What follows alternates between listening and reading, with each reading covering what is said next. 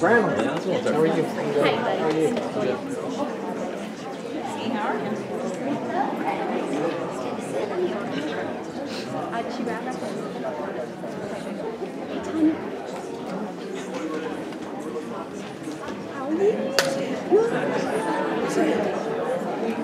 I know.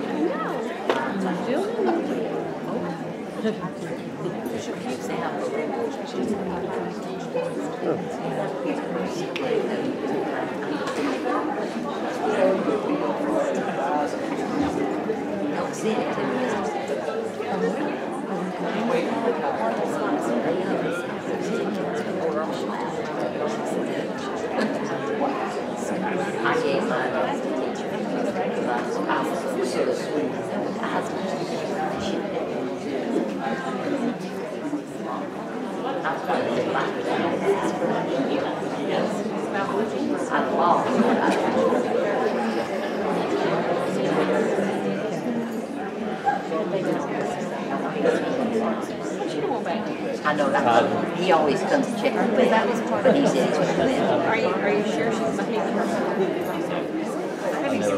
We did have it. All right, no seat yet. Now they're not coming.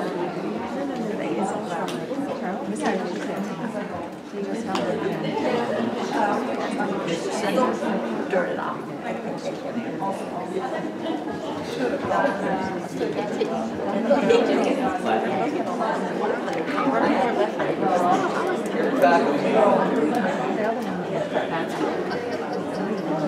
That hasn't changed. It has happened.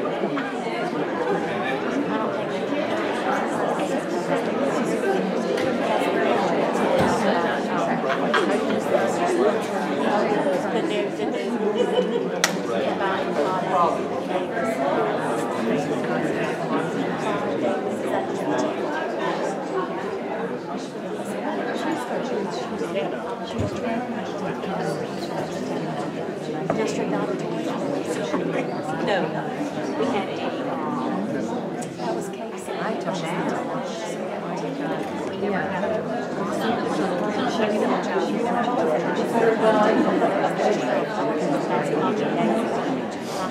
that's all.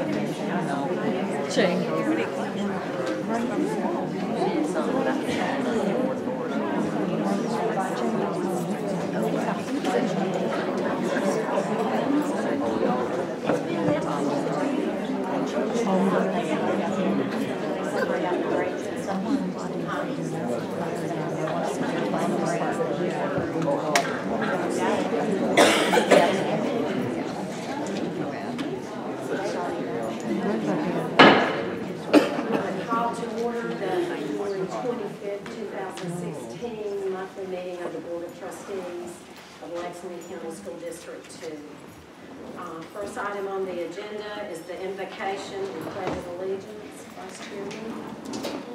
Thank you, Madam Chairman. Tonight we have with us two students from Brooklyn Casey High School. We have Bailey Rowden, who's going to lead us in the invocation, and Maggie Clater, who's going to do the Pledge of Allegiance. Bailey is a senior at Brooklyn Casey, where she's in the Quest program and enrolled in all AP courses. She's an active member of the National Honor Society the HOSA, the French Honor Society, and the Beta Club. Bailey's president of the senior class and captain of the girls' tennis team. She's volunteered with a number of churches and is a tutor for the Math Honor Society. Presently, Bailey plans to attend Wofford College in the fall of 2017 as a neuroscience major. Maggie is a senior at Brooklyn Casey, where she's enrolled in all honors and AP courses. She's an active member of the National Honor Society, the Beta Club, the Art Honor Club, Honor Society, the French Honor Society, the Math Honor Society, and the Thespian Society. Maggie has volunteered at the Dorn VA Medical Center and Palmetto Health Richland for the past 2 summers. Presently, Maggie plans to attend Winthrop University and major in studio art. So with that, Bailey, if you will come to the podium and lead us in the invocation. Let us pray. Almighty and ever-living God, source of all wisdom and understanding, be present with those who meet here today to discuss and make decisions regarding the future of our schools. Teach us all in things to seek first your honor and glory. Guide us to perceive what is right and grant us both the courage to pursue it and the grace to accomplish it. Through Jesus Christ our Lord. Amen. Amen.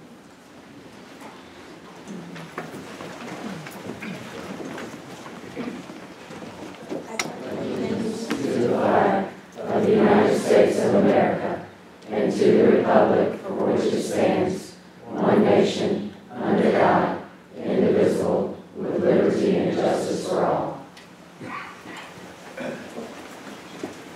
Next item is consent agenda, and without objection, the agenda will stand approved to include the minutes from the January 14, 2016 special meeting, the January 27, 2016 board meeting, and the February 9, 2016 special board meeting / workshop. Next on the agenda is public participation period. Mr. Eisenhower? We've had no requests tonight. Okay. Next on the agenda is report on honors and accomplishments of students and staff. Dr. James? Yes, ma'am. We've got several students and lots of staff out there that we would like to recognize. First of all, Brooklyn Casey High School, Nino Chambers, come on up if you will. Nino started his own business, handcrafting bow ties and bow tie keychains that he sells on the website that he created and launched in Austin. I've got to say, you are very well dressed in that bow tie. I'm taking note of that. I know what you say about walking folks and bow ties, but anyway, his involvement through DECA at BC offered him this opportunity to create a business, and obviously is a profitable business, and looks good too. On behalf of the board, I'd like to congratulate you on what you've done. And Mr. Bean was right, you look like you could be a fine Walker student. So,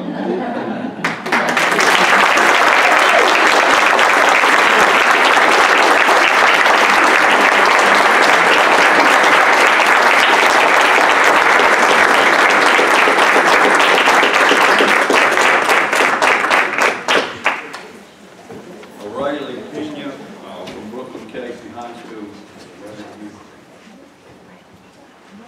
She was the winner. I think it's important that we let you all know. She was the winner this year in South Carolina's 2016 Real Arts Contest. That's held by the Department of Natural Resources.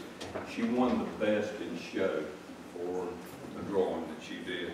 So we will have that for her. I'd like to brag to the board and to all of you about some of our schools, our 4 middle schools.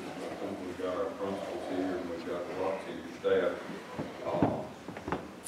Fulmore Middle, Busby Creative Arts Academy, Prime Ridge Middle, and Northside Middle. All of those 4 schools were recipients of either a silver or a gold in the Palmetto Silver and Gold recognition. Fulmore was recognized for performance, a gold. The other 3 schools were silver. Principals, I think you need to come up and get a little bit of recognition and let folks think these guys work really hard Come on, Maggie, great.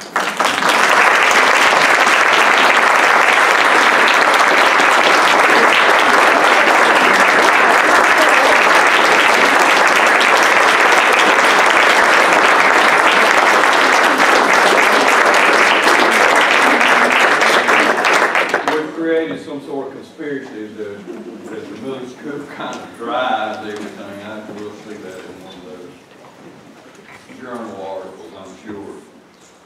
We have another school that I think we need to brag on in this same category, Congreve Wood Elementary Childhood Center. Congreve Wood was named a Palmetto along with 26 other early childhood centers. We got all that information back out.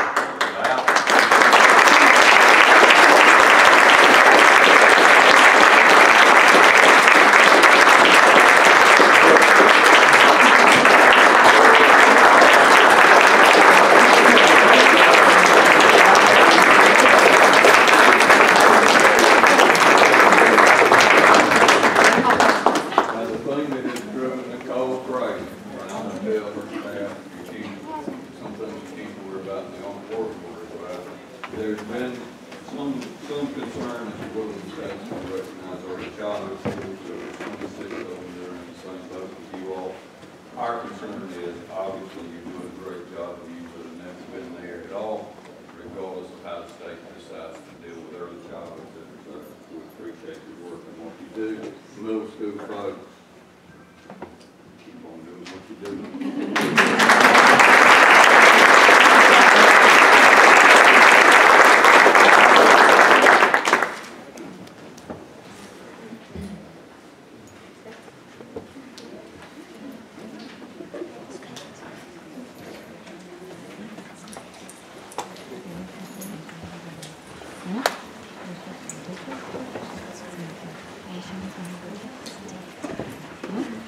Next item on the agenda is unfinished business. And I see where there is no unfinished business, so we'll move to new business.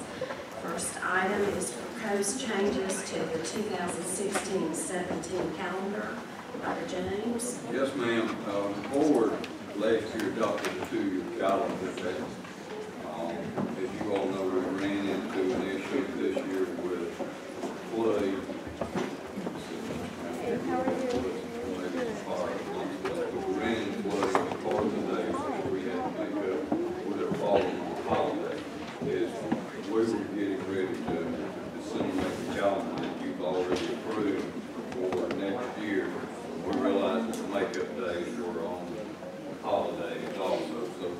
What I would like to recommend to the board is, so that we don't run into conflict of state and national holidays, we move our makeup days from January 13th to February 20th until March 23rd.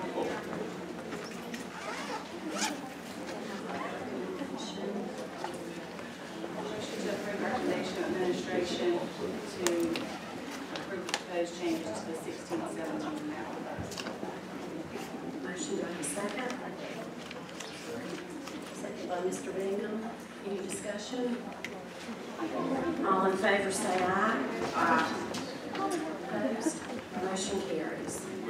Before we go, I believe Ray walked in, Greg walked in.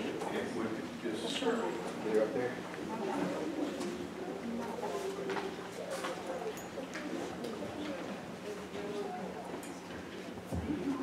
You should have been here just a few minutes ago. They stood up for your whole crowd. Well, they were delighted, and I've seen your picture, and I am really excited about it. I'm kind of into that outlook. But on behalf of the board, we want to recognize your hard work and what you've done, and say congratulations to you.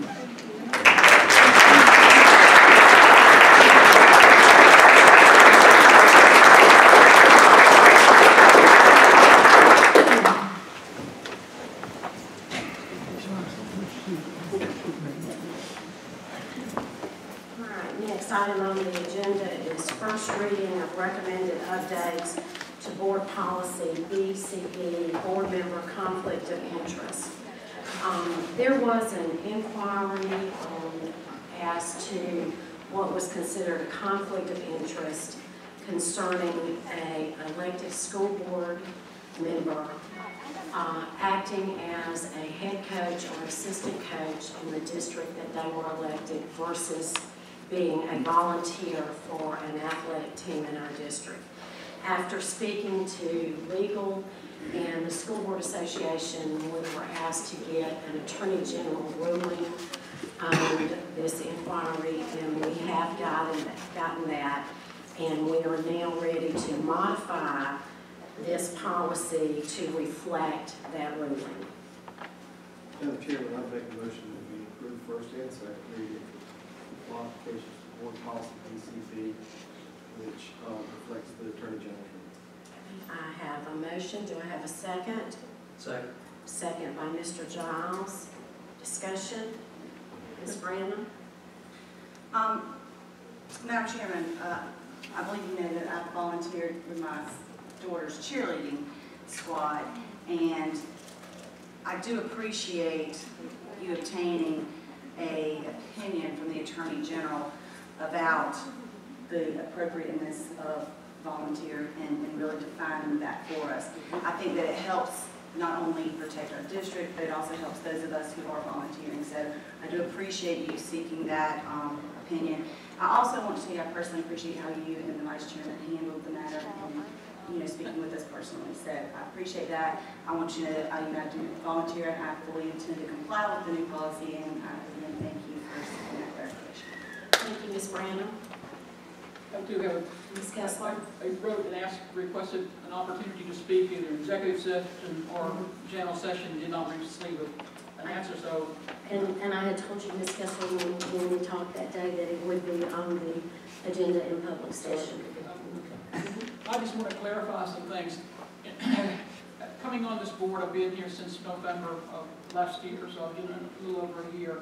And I've watched since 2003 people from the sitting board coach. And so when I was called and asked by the athletic director at Airport High School if I was interested, I jumped on it with both feet and both hands and everything I had. And so we set up an appointment. I went in and talked with him. Your mic's off. So I want to clarify the situation. I would never willingly break a law.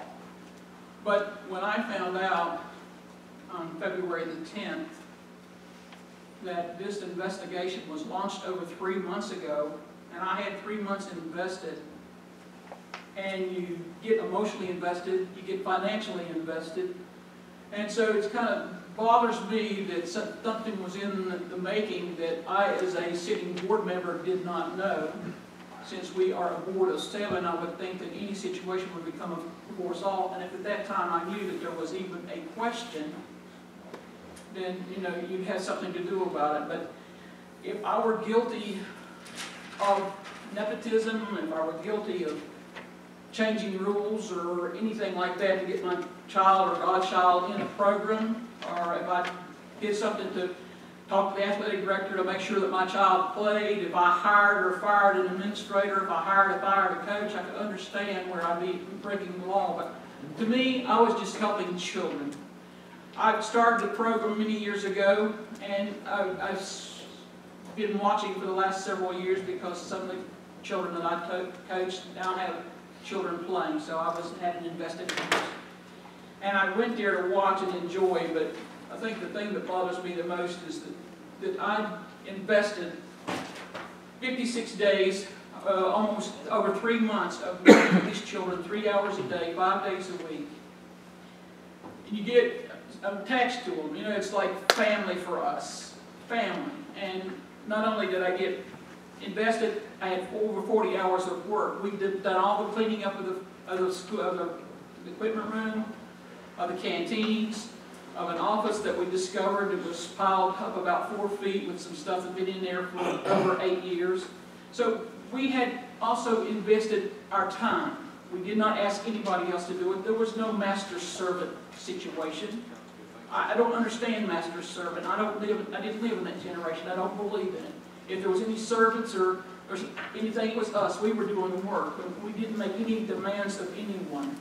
So not only that, investment of time, of emotion in children, $1,361.26 that I could find receipts for, and stuff that I had invested and put into these kids because they needed it, equipment, whatever.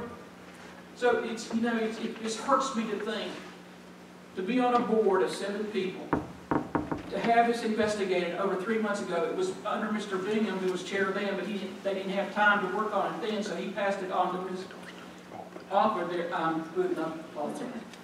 to Linda, and then from there it proceeded, and not to know about it. I hope no employee is treated that way. I hope no employee is treated that way. If there's a problem, come to me face to face. I'll assure you, I will not do anything behind anybody's back. I'm not that way and never have been. So the hurt is very, very deep. My love of the kids will never wane. I was there today at 2:30 to make sure the equipment was ready for the coaches. I've been there 100% of the time. None of them can say that. I got the equipment ready. I got to make sure the children were okay. So I'll still be invested in it, but just the way it was handled bothers me. And I too, Ms. Branham, would never ever do anything unlawful, and will comply with all rules and regulations. But I must say, I even came in to fill out volunteer forms and everything else. I did everything legal. And to be treated like this cuts. Thank you, Ms. Whitman. I appreciate it. I have a comment. Ms. Kessler. I've been dealing with double standards since I've been on board, and I think most of you can detect that because the way I am to you one-on-one is the way I am at this board. I think that I ran for school board many times now, 4, and I ran for a purpose, and that was to serve the kids. I worked in this district for 30 years, and I knew that things could be better. And I was hoping to have the opportunity to make it better. But it's been a struggle because I have experienced micromanaging since the time I got on this board. I have brought it to the attention of chairmen, and they will tell me, Ms. Kessler, that's just the way it is. But it's not. We shouldn't have any board member hiring and firing in this district. We shouldn't have anyone asking for special privileges or to be shown a school on a private basis. My goddaughter, my god-granddaughter, is a senior this year. When she was in middle school, she made the soccer team at one of the high schools. Her mother was asked to sign up for working in concession stands, so she did. But she was called in to work this weekend and couldn't make it, so she called me and said, Mimi, can you go and work in my place? I said, sure. So I go work at a soccer concession stand, and on the following Thursday night, we have a board meeting for which I was reprimanded for working and told by 3 of these sitting board members and 2 others that I had no business working in a soccer canteen. That just wasn't the role for a board member, and I didn't need to do that. I argued back. I defended myself as a god-grandmother. After all, we had made it possible for this kid to go for 4 years of college. We had contributed. We have number 17 due in a couple of months, and we support every one of them. We take it a serious job. But I was told I couldn't do it, and I said, okay, I'll comply. Every year, after that, to today, we've had 1 or 2 board members working concession stand after concession stand after concession stand, taking up money at the gate, but Cindy couldn't do it. And 3 years ago, when I called the board chairman and asked how could one of the board members coach, did I think there was anything wrong with it? No. The only thing I was questioning is how can one person coach, but I couldn't work a concession stand? That's just the way it is. So I worked with double standards, and I fought really hard to keep the double standards out of back there. Because you know that some schools get a lot more than all of them, the rest of it. So I really fought the battle, but it is a losing battle because it has existed, and they can deny it all they want to. And Ms. Kessler's situation is like, and I gave this example to the parents because that's the way I really feel. We inherited a lot that was trashed from corner to corner. Not a clean, not a clean piece of ground in the lot. We cleaned it up, completely cleaned it up. We laid the foundation of our house. We're building a house. We laid the foundation. We put up the walls. We put a roof on it. We put a floor on it. We put the brick on. We finished the inside. We got ready to move into the house that we had worked so hard for and got them ready to be a fine-tuned machine, and where somebody else moved into the house. And that's the way I feel happened. And you know what? I'm going to have to tell you, I hope it wasn't personal, but I think very much that it was personal, because I always heard that you should be able to face your accuser. They refused to acknowledge who made a complaint or an inquiry.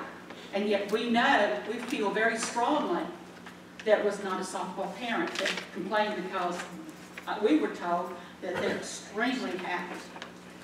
Today I went to Special Olympics, which is another thing. I know if we can't attend anything, we're not going as board members, but I went to support Olympic basketball, Special Olympic basketball, and it was so much fun. Those children, it warmed your heart. It brought tears to your face to see those babies out there, and they were so intent on what they were doing. And one little fella got real upset after the basketball game, and he was walking by, and his coach was with him, and the coach turned to him and says, "You got to look for the positive." Well, that's what I'm having to do, is look for the positive in this, because somewhere there's got to be something positive about what has just happened. But I got to get the knife out of my back first. But I want to reiterate that Ms. Kessler is exactly right.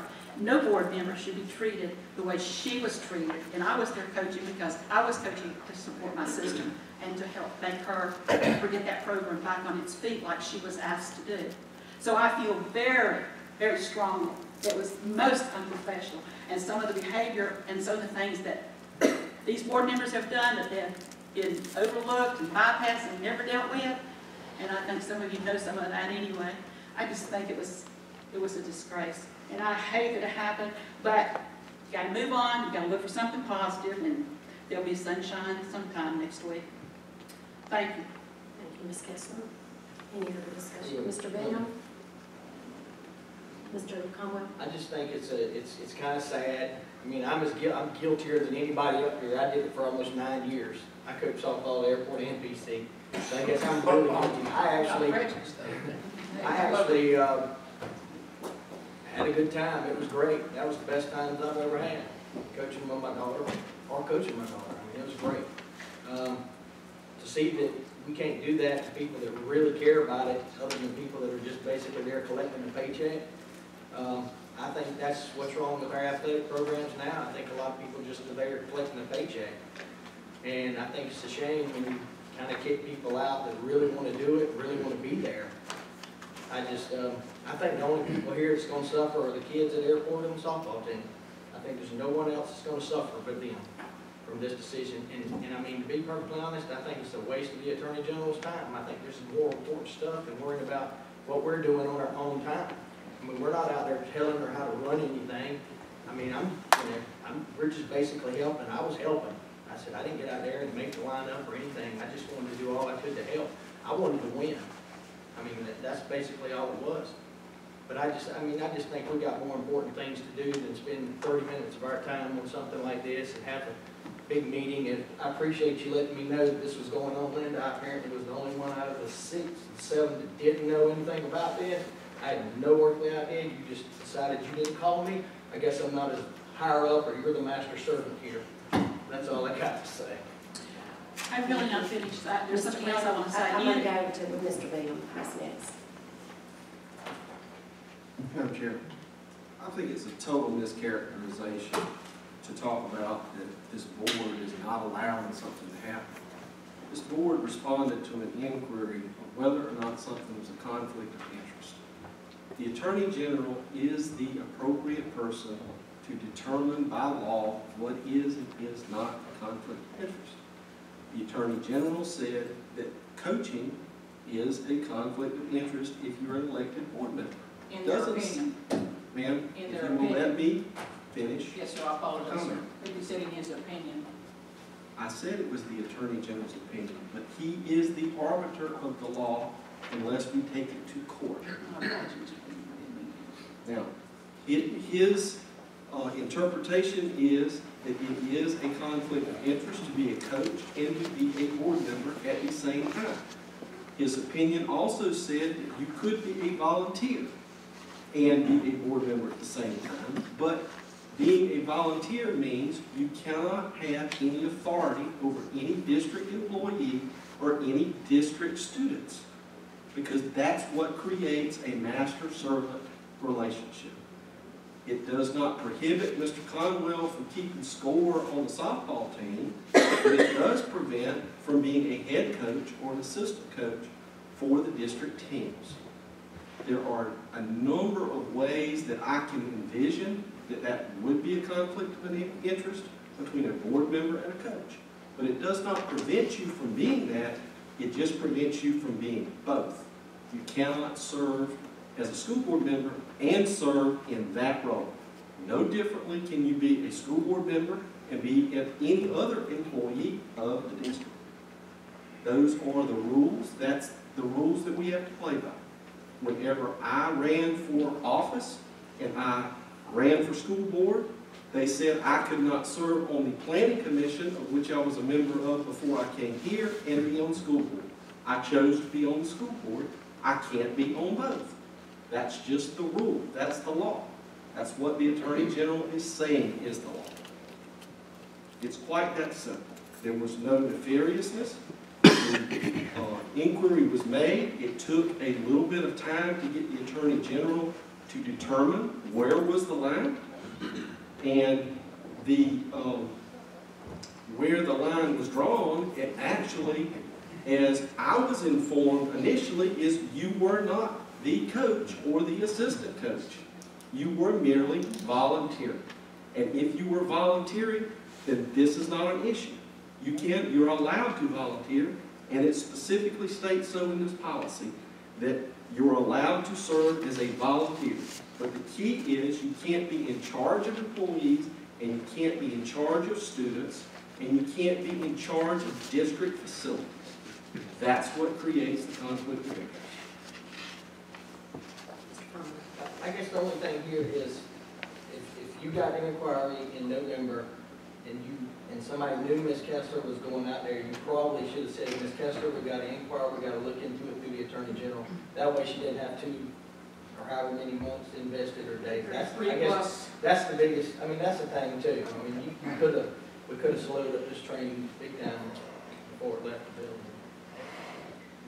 And even if I'm a volunteer assistant, if I'm volunteering to help the coaches, I couldn't even go out and call a base. I mean, I couldn't even go out there and follow her. If she's on third and I'm on first, I don't give the orders. I'm just there to make sure the person on first saw what was going on. I can't even do that. So, I mean, it's more to it than that. I can be the groundskeeper. I can be the scorekeeper. I've got that. But my thing is the 3 months and the way it was handled. And then since 2003, somebody in the city board has been in the coaching arena. And then all of a sudden I joined it, and you say there's a conflict of interest, and yet comes out to servant, master servant, and I've never been a master. I've always been the servant, so it's just a personal thing, and I don't mean to take up everybody's time but I think it's important to be informed to know what happened actually, and I appreciate it. I appreciate the audience, and my apology to interrupting you, Mr. Bingham, but I know that Madam Chairman should be handling this, but I don't know, I take it personal. I love the kids. Thank you, Ms. Kessler. Does anybody else have any more comments based on the board policy? Yes, I do. Based on the board policy, we know what the board policy is, Ms.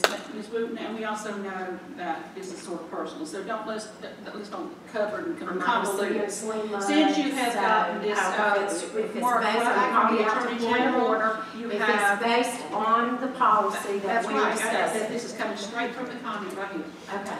You've opened up a can of worms because we're in violations in several areas. And Mr. Bingham, I also addressed you about Mrs. Bradham, who was coaching, which I totally support. I didn't see any problem with the fact that she was down the floor coaching and leading those kids as a head coach. Whether she was assistant or head, she was down there when she involved, just like I thought she should be, right behind them. And I asked you that 3 years ago, Mr. Bingham, and you said that's just the way it is, Ms. Kessler.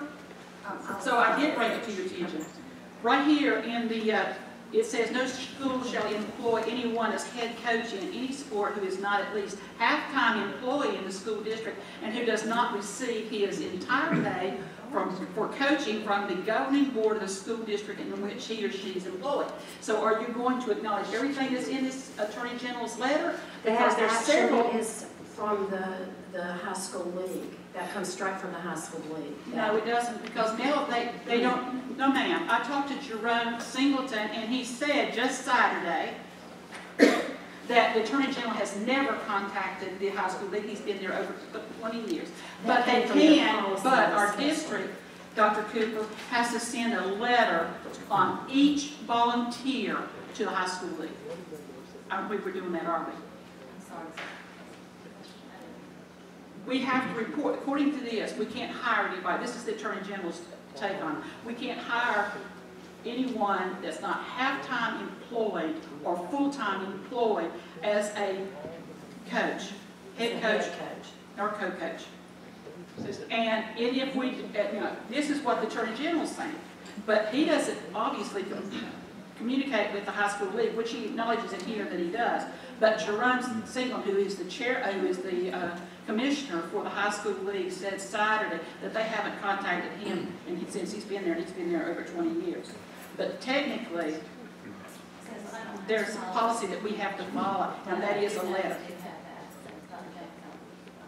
Also, that is not accurate because now the high school league has reduced that and said that if you have tried to find someone, it cannot, and they call them community coaches, not volunteers, but they call them community coaches, and they have relaxed that considerably since evidently this was written.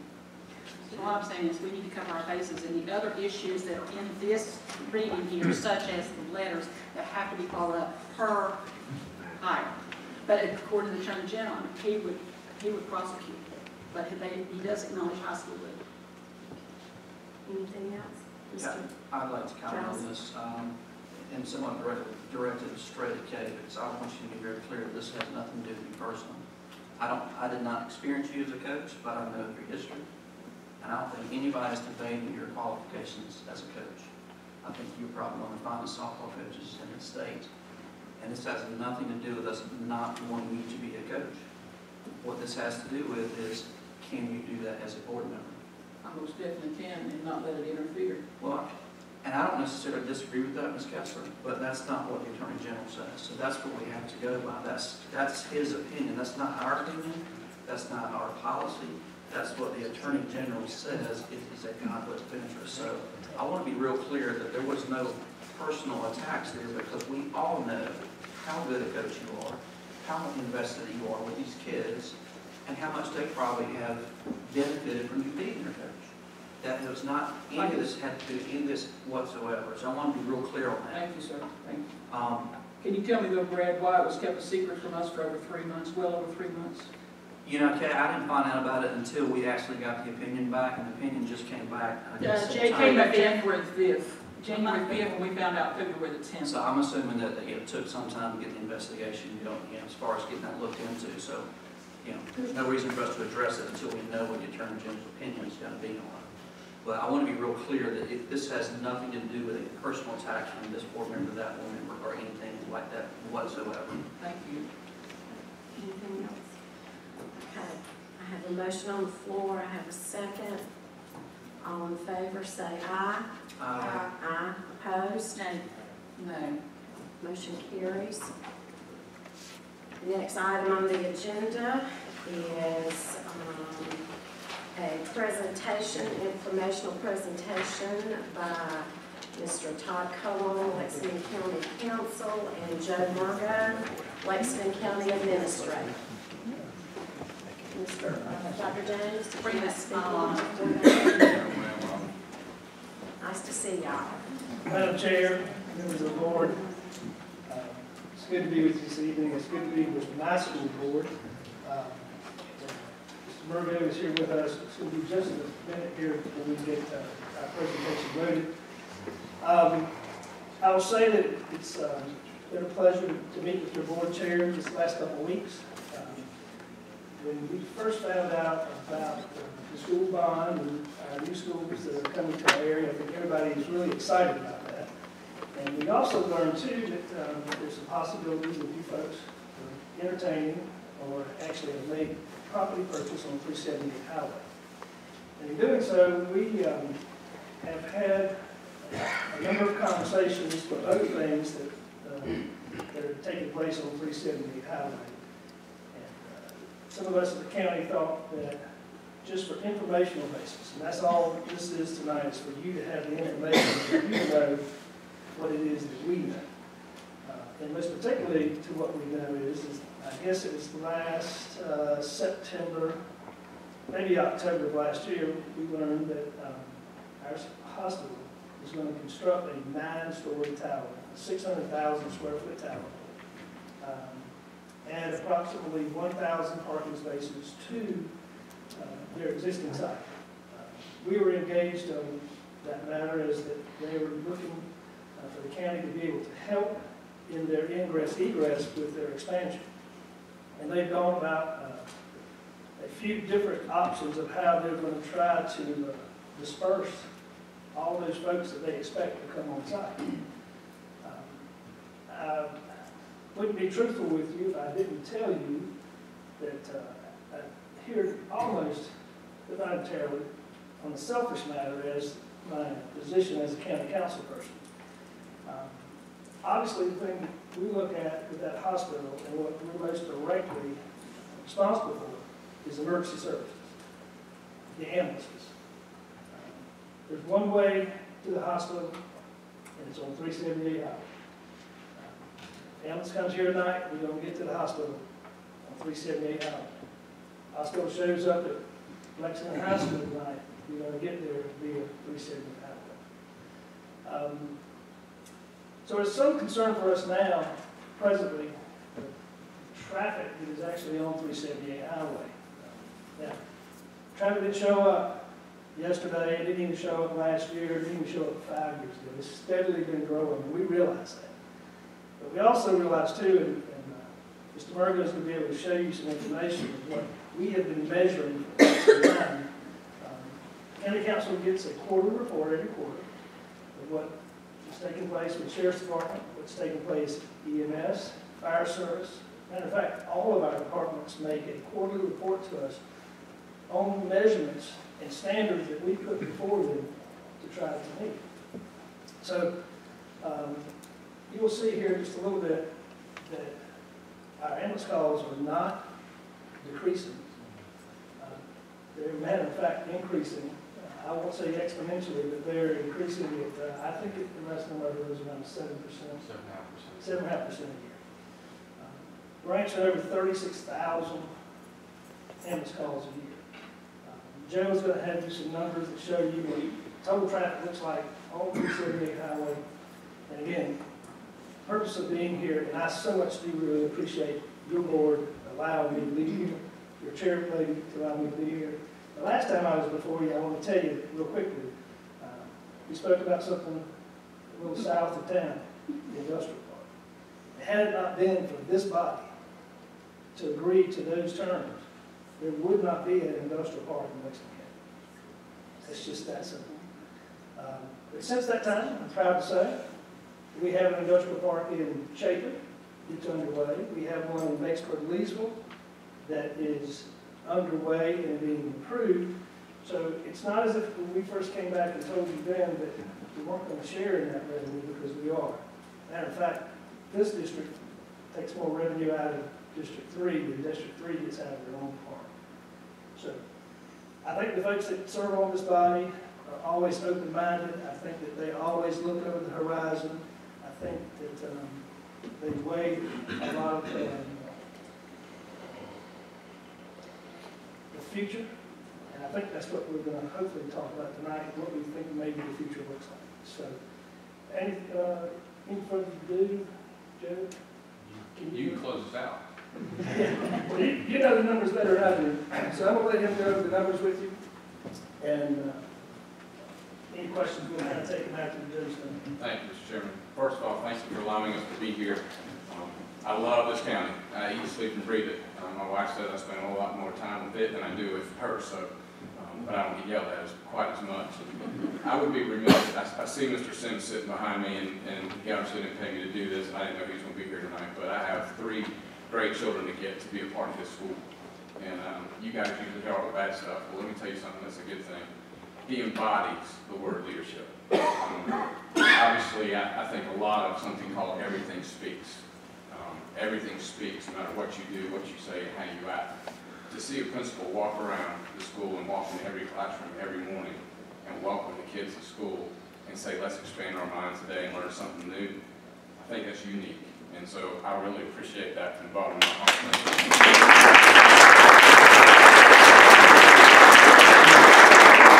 So I'm going to talk to you about the great things about Lexington County, which also presents us the greatest challenges. Everybody wants to be here. And it starts with our school districts. The reason why folks are coming here is because we've got great schools. I pick on our counterparts across the river, because if you've ever looked at a census map that we use to see where all people are moving from across the entire country, the largest number of folks moving to Lexington County are from Richland County. And so I think that's another good testament for us. As we walk through here, I think it's really important with a county that's growing as fast as ours is growing, you've got to have a roadmap. And I applaud our leadership. Back in 2006, they embarked on a strategic planning process. So many people have been part of strategic plans, and most of them end up on a shelf and collect dust and never get brought out once they were there. Our strategic plan is live and well. And as Councilman Cullen stated, we report back to them on all the objectives that they set with measurable service levels of where we are and how we're doing every quarter. And we submit it back to the public. So there's no question about when people say, what are you doing with our tax dollars? All you have to do is tune into a council meeting, and it's wide open on what we do. Our mission is really simple: provide quality services at a reasonable cost. I think that's what everyone tries to do, quality and reasonable. The definition of those two may be different to different people when you ask them what quality is and what reasonableness is, and that's why we have leadership. The vision is really strong for what we're embarked on. Growth is huge for this county. One of the things that we look at is we have an awful lot of things at our disposal that leadership may not have had at their hands back in the 80s and 90s. If you walk around and you talk to most people who live in this county a long time, I don't think anybody could tell you that Lexington County would look like it looks today in 2015 when you look back when it was in 1980. As we move through, obviously core values are critically important, not just to our leadership and department heads, but all of our employees, and I think this embodies who we are as a community as well. Stability, excellence, respect, and tolerance for all, value and communication, honesty, integrity are at the forefront. Creativity is paramount, particularly as much as our legislature continues to cut the local government fund. We've had to get pretty creative financially. We encourage teamwork through cooperation and loyalty is what our employees do day in and day out. And then our goals. These are our goals: provide public service to our citizens, manage the growth that meets the needs, and then provide innovative financial management. The biggest challenge to us that we face right now is how we manage this growth. There are over 137,614 dwelling units in Lexington County. It's growing. The amazing number in all of that is the fact that there's 131,532 parcels of land. And as we continue to grow, we continue to add to that number weekly.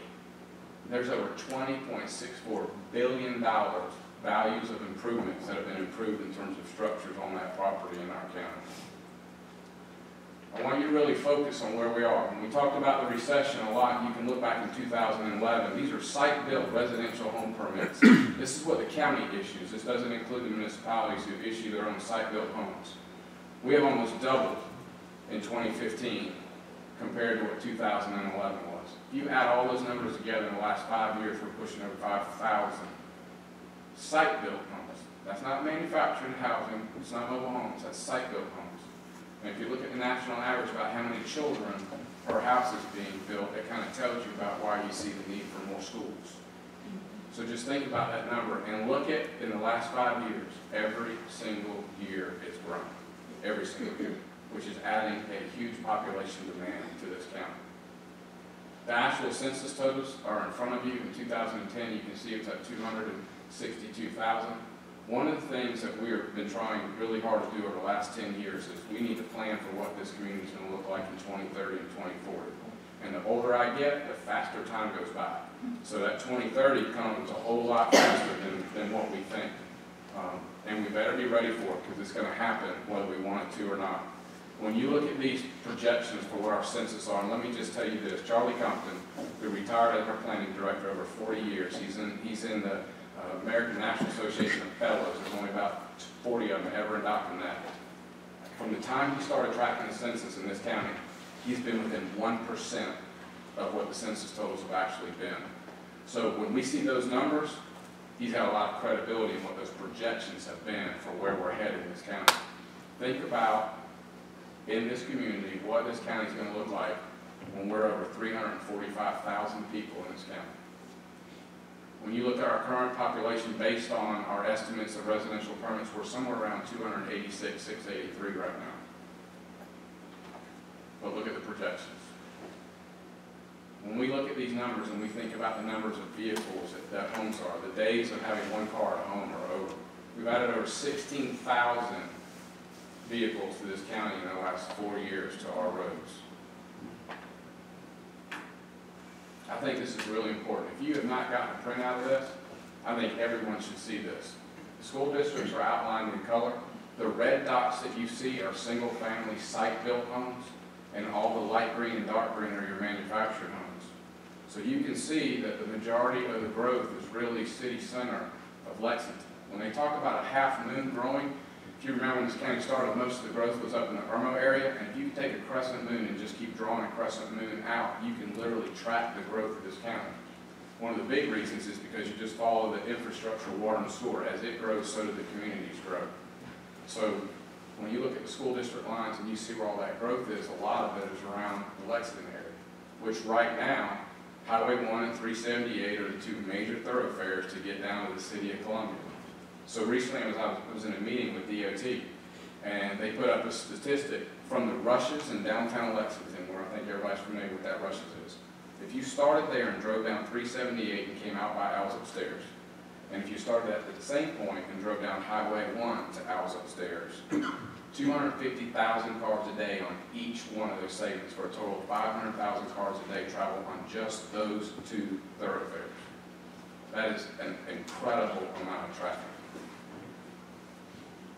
As we move forward, I'm going to show you these colors as they get darker. The only thing that you need to know on these colors is obviously the darker it gets, the more households per square mile increases.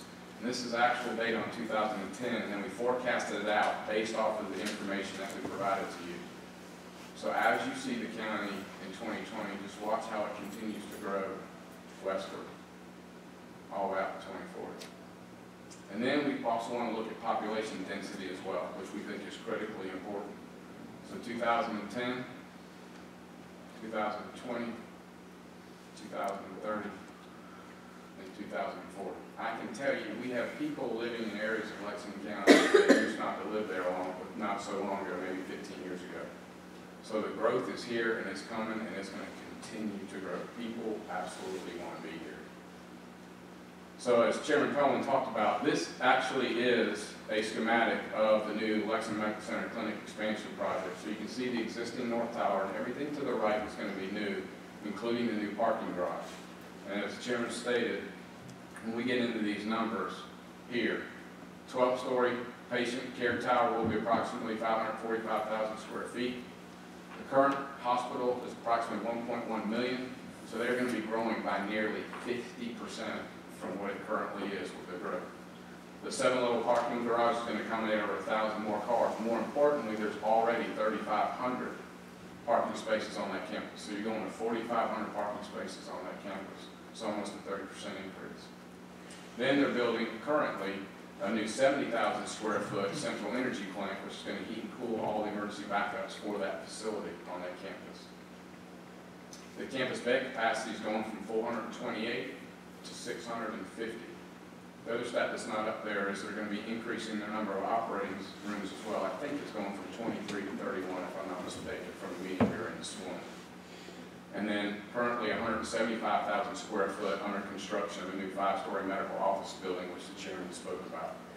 So a tremendous amount of growth is going on that campus, which is our only county hospital. And you know where it's located. So when you look at our county and you look at that map and you realize where it's located, all the traffic from the rest outlying areas of our county have got to come through some of those areas. I can tell you that the flood had a major impact on our ability to be able to transport patients when 378 was shut down and number 1 was shut down, and how we had to reroute all that traffic just to get to that hospital. And this is what I really want you to focus on here. I-20 is at the top, I-26 is at the bottom, so that corridor in between 26 and 20, which is Highway 378, currently, and this is 2014 numbers, DOT hasn't released 2015 yet. As soon as we get them, I'll be happy to bring them to you guys and let you know. But over 30 to 40,000 vehicles just in that short stretch in between those two interstates on a daily basis. And the way that they come up with that number, which I think is really smart, is they take real traffic data for about a 2-week period, 24 hours. And then over that 2-week period, then they average it out so that you're not putting it down on a high demand day or a low demand day. So they try to get a good range when they put those numbers out there. So we're looking at about close to 35,000 vehicles in that area. So there's a lot of traffic in that over there, which is why we're trying to do a lot with the traffic signalization through the town of Lexington, and we're trying to do some things with Lexington Medical Center as well. We've had to completely revamp the way that we respond to emergency medical calls in the county. We've gone from, my staff knows that the one thing I hate the most is for somebody to tell me when I ask them why do we do it that way, for them to say that's the way we've always done it. That's something that we just don't accept. That's the way we've always done it. So we're now going to 4 different shifts on the EMS to where we can put over 20 ambulances on the street during our peak demand times. We do a lot of ComStat stuff, and we run a lot of parallels to see how consistent that is over time, so we know how we can staff our ambulances. Prior to the last couple of months, most ambulances we had covering this entire county was 12. And when you talk about 40,000 EMS calls, which is not going down, and our inability to get funds from the state legislature because of our fund, local government fund, did I say that already? It makes it really difficult to add ambulances that cost $650,000 a year to put one ambulance on the street 24/7 with staff. And so it is paramount that we can get to the hospital as quick as we can and then get back out on the road to answer those calls. The days of an ambulance sitting by waiting at a fire station for a call just doesn't happen anymore because of the demand for the call volume, because of our population demands, not less all the other services. So I don't know if you've ever seen this data, but I can tell you that if you ever want growth data, we're tracking it. And it would be egregious if we weren't. In a county that's growing by 21% every 10 years and projected to grow by 21% every 10 years for the next three decades, we've got to start planning and making decisions based on what we look like in 2040 and not what we look like in 2016. I think we've seen examples of that from the 80s, and that's why decision makers today have a really tough job.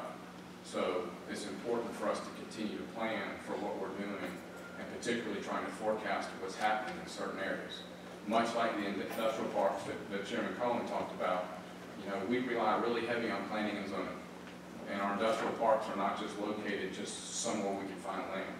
We're trying to put industry near interstates so that we're not putting 18-wheelers on secondary roads to continue to combat some of the safety issues with large trucks coming through residential areas and communities. So if we can locate them strategically, that's smart. And that's the same thing we're trying to do with a lot of different disciplines within zoning, whether it's hospitals, whether it's schools, or whatever the case may be. And the last thing I will leave you with, and I'll send you the statute, I'm sure you're aware, there is a state statute that requires school boards, when they are building schools, to plan for roads. I'm sure Mr. Bingham can tell you about that. It requires the local county public works agency to approve those traffic plans before the first shovel of dirt has been turned. I will tell you that that has not been done. I will tell you that's probably a lot of the reasons why you've seen a lot of articles in some of the schools in the county that have been built recently. And it's not the county council's burden to fund those road improvements. And so I'll send you that statute so you can read it, so you can plan for it, because I can tell you that the money is not flowing back down to the county to take care of the road issues that are in our county. It's quite the opposite. And so planning for that transportation and that growth is critically important. And I think that's what we wanted to come to give you some information that you may not have had prior to that. So with that, Mr. Chairman, take any questions. Sure, and just real quickly to sum up what Joe is in here this evening, this is, again, I'll say, this is the first time that I'm aware of any member of the county council or any member from the county, period, that's had the opportunity to engage the school board. And I'm just proud to say that it's my school board, which I live, has afforded us that opportunity.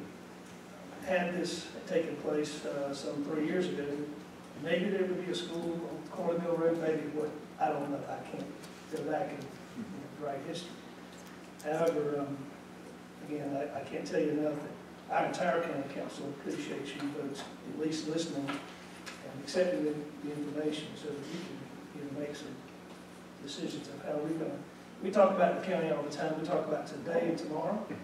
Well, today is 2016, 2017, almost 2018. Tomorrow's 4, 5, 6 years out. So, as Joe said, since 2006, we go through a very lengthy, strenuous planning exercise for an entire weekend. The venue could be a little better, but we found that it does work at Clemson University, and everybody gets away, and so we're kind of captive. But, again, thank you very much. If you got any questions at all, I'd be happy to entertain them, and Joe will be able to too. So I got one question. Have y'all looked at the possibility of having an exit directly off of 26 into the hospital campus? So Giles, that has been discussed. However, I don't want to put any numbers out there that are erroneous, but the last number I've heard for an exit on the interstate is somewhere in the neighborhood between $35 and $40 million. You could, are you speaking more directly that you could have an exit that comes directly into the hospital? Yep. And that would allow people to get into the hospital system, but yet we still don't have the egress. So that's the most important thing right now is the coming and going. Like we talk about a lot of times, these folks that are in ambulances, but they're on that mic, they're not talking to the administration building, they're talking to the hospital. So however I was quickly... thinking more in terms of the actual ambulances, but that's going to give them a much better shot straight off the interstate into the... Well, if you're coming from the east part of the county, that could be true. Obviously from St. Andrews and Chapin and that area. But what we're finding is, and Mr. Murphy alluded to, is that we can tell you now every ambulance call that took place on the 25th of February last year, the year after that, before that, the year before that, the year before that. And most of our data is showing that a lot of it is not coming from that area, but primarily where that growth is. Yeah, I took the time one time to talk with the first president of the hospital. And I asked him, I said, why is the hospital where it is? And he said, well, originally it wasn't designed to be there. It was actually agreed upon that the folks that had the search committee was going to be in the center of the county. They felt like the center of the county would be best for everybody to be served. And as they got to trying to plan and find some land to build it and obviously to operate it, they came to a really quick conclusion. They had to have doctors to operate the hospital. And they had to have doctors come from the city of Columbia over when they first started to operate. Well, then they started to realize that most of their population was in this very school district. And we won't get into that this evening, but I've had that discussion numerous times with our delegation that we're operating today, and school attendance lines were drawn in 1950. The hospital was discussed in, I think, 65, 66, and originally started building in 68, somewhere in that neighborhood. Anyway, the long and short of that is, the hospital is where it is today is because it's close to the population centers. What we're presenting to you tonight is not your problem. It's information for you to use. We have had these conversations many, many times. I was in a conversation this very morning with the chairman of the hospital. Vice Chair of Council is with us. We meet once a month to discuss the needs of the county and the hospital and how we can integrate with one another and to best spend one tax dollar to get the benefit of all. They recognize acutely that the populations are getting on the other side of the town of Lexington. They do realize that there's going to have a medical facility there at some point in time. they're telling us 10 years out. 10 years to me is it's just, that's not feasible, but that's where they are. They're going to put a 9-story building on that side. There's no doubt about it. I heard this morning in a meeting, Mr. Berger was in, they're full. The other major hospital in the area is full. They're scrambling for space, and they're working as quickly as they can to move from step to step to step, put this 9-story tower in motion. So we know that's going to happen. Is there an ideal location anywhere on that corridor? Probably not. But there's got to be somewhere that maybe is better than others. That's not my decision, and I'm sorry that it's yours, but and I trust that you will make the best decision for all of us involved. We just felt like you need to have the information of what we know you should know. Mr. Dean? Can I just add more things to your question, Michelle? I know most people know this, but in all the places I go around the county and talk to so many people, they think because of roads in Lexington County that it falls underneath their jurisdiction to be able to fix it. 378, the interchanges off the interstate, all those highways and stuff, it's all SCDOT. So our county council has basically zero say-so in terms of the initial planning phases or where the dollars will come from. And so when we look at how many miles of road DOT maintains in this county, I can tell you we maintain 693 dirt road miles in this county and about 1,200 paved road miles. And then the state has more paved roads than that miles-wise. But when we get into the largest congested areas, most of that congestion on those thoroughfares, Highway 1, Highway 6, 378, is all DOT. Mr. Berger is correct too. That doesn't mean we can't advocate and we can't lobby and we can't continue to push our SCDOT commission to do that and help us, but we don't have the jurisdiction to do that. Yeah, and I know, I understand the growth of Lexington County. However, in our district, we're not really planning for growth in the schools. There's very marginal increases in size for the students that are existing. It's not like we have a lot of land for new housing stock. We're planning for the population that we already have that are already going to schools and are already using the 378 corridor. So I'm not quite sure. I understand that there is a growth problem, but I'm not quite sure how that translates to us just moving students from one location to another that's right off the same highways. And I want to make a clarification because I heard in Mr. Murgo's comment something that, and I hope it wasn't the sound of a threat, because we have not gone to county council that somehow the county council would try to obstruct whatever the school board tries to do with regard to the school. In no way is county council going to obstruct any action you take. Mr. Berger was citing to you as merely a state statute. And it seems this day and time, he's also spoken about the local government fund, which is also a statute that kind of just gets ignored. I think all he's saying is that there is a process in place. And I applaud you and the rest of this board for allowing us to engage you to satisfy what I think is part of that statute. In no way, Mr. Hayman, is there any county council member or myself or any member of the staff of the county going to threaten any school board to prevent them from doing anything that they think is in the best interest of what they've been elected to do. Not as long as I'm the chairman of the county council.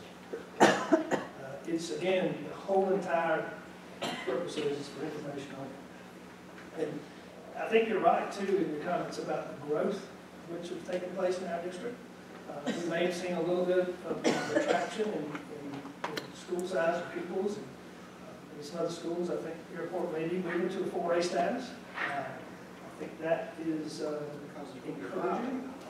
Pardon me? That's because it's going to be a 5-day, so it's all well, yeah, I think we're not tracking maybe so much as maybe some people think, but there are growth areas in our district that are available to us.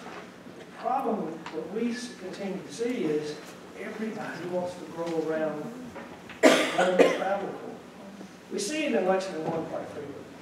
2-lane farmer market roads within a matter of 36 months, had 1,000 homes on 2-lane farm to market road. 3 developments and 300 homes. There's one now, I think the second phase is 500 homes at the Bar River. I can tell you, without fail, we're headed for a train wreck around exit 51. The recipe is there, it's just the ingredients are just being added a little bit more. So we're trying to help and not make sure we don't engage in any train wrecks. Is there an ideal site anywhere around this corridor? Probably not. It's not. Is there one rated better than the other? Possibly. Again, that's your responsibility, and I don't want to get in the way of it. I just want to make sure that you've got good, solid data that you can make some good, solid decisions. At our last board meeting, it was presented our student population over the last 10 to 15 years hasn't married total district more than 50 students in the last 10 to 15 years. So we're not a district that's growing. We're not contributing any more to that problem than it already existed. The problem is being created in what's happening outside in those areas, because those farm to market roads, they have to drive down 378 to get back to Columbia.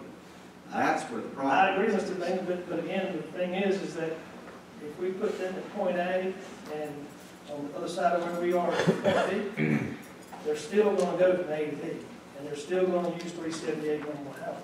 However, I would hope, I'm encouraged that there are some 300 units out on 12th Street Extension that probably there may be some children that are going to attend some of our schools from that area. We have probably another 300 housing units that are being constructed right over here on Knox Center Drive. I don't know if that's all student housing or if it's going to be, I just think our community is not a dying community. I think that it's turning over. The avenues are continually turning over. I don't want to call it a washing machine, but it does. It moves to and from, and we see it, I'm sure, influx from that. And I'm not insinuating it's a dying community. I'm just saying it's a stable community. It is. Basically, the housing turnover with new parents with kids replaces parents or folks who either moved and gone somewhere else or have passed on. And we're just a very stable community. We don't have a lot of growth here. And yes, we do get new housing units, but then we got folks who their kids have aged out of school and they're still living in this neighborhood. So that's why we're very stable. I wouldn't say that it's because we're a dying community. I would just say we're very stable. Ms. Brown? I believe, Mr. Murray, you mentioned this. Could you talk, or maybe Mr. Cullen, you did, you talk about peak times. And I live and work off of that little pie chart you have right there, so I'm sitting in that traffic a lot. Can you talk to me about what you mentioned about like the peak times? What are the, obviously I can imagine what the worst times, but along with that question, is that affecting your response times for the ambulance to be able to get from, like, say, downtown Lexington to the hospital and out? Well, could you speak to that as much as you can? I will, and Joe, he has a, believe me, he has a ton of numbers that he has to come by and sort out dailies, and I'm sure that he's sharp enough that he knows most of them. I'll tell you what I know about that is that I do know that now that we've placed 20 ambulances on the streets now, and that starts, Joe, maybe you want to speak to that. That starts, yeah, it starts at what time? Don't we start at 7 a.m. and then we go all the way through the 11 o'clock hour? 9 o'clock. So a lot of that activity is taking place between that 7 and 9 from ambulance activity in addition to, in fact, we were at the hospital this morning with the meeting, like I said before. We saw 3 ambulances in that time frame while we were there in the parking lot, leaving the building to go to the vehicles. One of which is actually at the hospital itself. They had a call at the hospital. So peak times are going to be a lot of times early in the morning hours, and they'll go through all this, and we start to see them fall off maybe 8 o'clock at night or 11 o'clock. 11 p.m. to about 5 a.m. So, also, all your employment shifts too, the 7 to 3 hours. a lot of those folks were at the hospital prior to school taking in. We understand that, but when they let out, just because they get off shift at 3, sometimes they don't always leave at 3 or a little after 3. So there's a lot of coming and going. And I have to credit the hospital too. They're doing everything they can to try to alleviate or at least create an inventory off the roadway as much as they can. They're trying to, create 2 left and 2 right out of the hospital. Unfortunately, there's no other way to get in and out of the place. You got East Hospital Drive and West Hospital Drive. They were talking about, and we hope, and we're encouraged to hear maybe they're not going to do this, but at one time we talked about taking Huon, which was the road behind the hospital, the very rear road, and they wanted to connect it to Fairlane. But we all know that any of us that know anything about Quill Hollow, Fairlane is the main 2-lane road, single lane in, single lane out, to some 800 homes. If you can't get out there, let's take a right and move one down and then try to come out. I think we can all visualize what nightmare that would be, trying to get in and out of Fairlane for the folks that live in Quill Hollow. So peak times, they're almost not identical, but they're in those same hours that we see. A lot of equipment change, the times at school you be taken in too. So, but I will say this from Amber's standpoint. We know we're traveling further. We saw that statistic not long ago that our calls for service are getting longer, meaning that we're having to go further out and still coming back. A county with 286,000 people in it today. One emergency. Across the river is a county over there with some 400,000, 415, I think, somewhere around there. A little over 100,000, 115,000 all the way on. And to speak to your other point, Mr. Giles was talking a while ago, coming in off of 26. Park Ridge is right there on 26. We haven't really seen a lot of activity there yet, but we suspect that we're going to probably see some activity where maybe our youngsters have the opportunity to go there too. Obviously, if you go to Lexington County and you want to go to Lexington County and you're picking up the check and you want to go to your county hospital, we're taking you to your county hospital. Sure. I guess my question is, are you seeing, because from what I understand, it's a state-of-the-art response center, call center, the JAB. And from what I understand, and this just ring the meeting, from what I understand, y'all can track it down to like the second or the minute, how long a call takes and all that kind of stuff. Is that true? And so I guess my question is, particularly around 2378, when you've got 3 schools right there taking in and letting out, around 7 to 8, are you seeing an increase in the time it takes somebody to get to the hospital in an emergency through those intersections? Are you seeing a difference there? That's a really good question. I don't know if we've ever studied that actual time frame, but I'm certain that we can get you some data that will show. I've asked, and trying to understand, we're going through budget right now, and as busy as we are anyway, I have a question similar to yours. I'm interested in knowing when we call for service and it's an 18-minute ride from the time that we actually board a patient to the time we get to emergency. I've always been interested in that. I think where you're going is, when we get to I-20, how long does it take me to get from 20 to the emergency? Okay. And that 18-minute ride, if it takes me 12 out of 18 minutes to go from here to here, I get a pretty good indication of what's going on there. When I can travel 11 miles or 6 miles in 6 minutes, and it takes me 12. I don't know that, but I'm sure that we can probably assimilate that data to get you some answers. How quickly those calls in those time frames are actually being answered. I think we're told quite often that you've got one lane of travel. It's called a median. Called a median. And that's, I've often given really thought, trying to think on a broad county level. I think that's summertime. much coding going on 378 highway, and people staying at the lake, or, and they're having to get back to one emergency room in this county. And God forbid if you have an emergency and you're 15 miles on the other side of Lexington, not only do you have to get to the hospital, you got to get to Lexington. So, and that's not the school board's problem. I'm not trying to say that it is. It's just reality right now. The hospital recognizes it, and they have a plan. They have land. They understand that there's going to have to be more emergency services provided. That's what's going on. Todd, do you know what the hospital's expansion plans are for the facility they have in Lexington? I think most people refer to that as Lex. It's right there across from the Kmart on Columbia Avenue.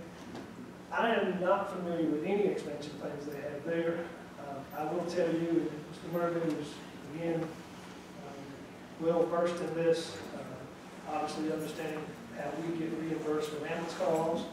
A lot of folks, when you tell them, maybe this is the perfect environment, maybe some school teachers here, but when you see urgent care, that doesn't necessarily mean emergency care. In my simple-minded world, when something's urgent, it's kind of an emergency.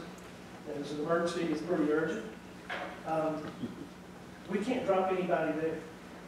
It's an urgent center there, and that means if you need to be sewed up, I don't even think they can set any kind of bone fracture at all.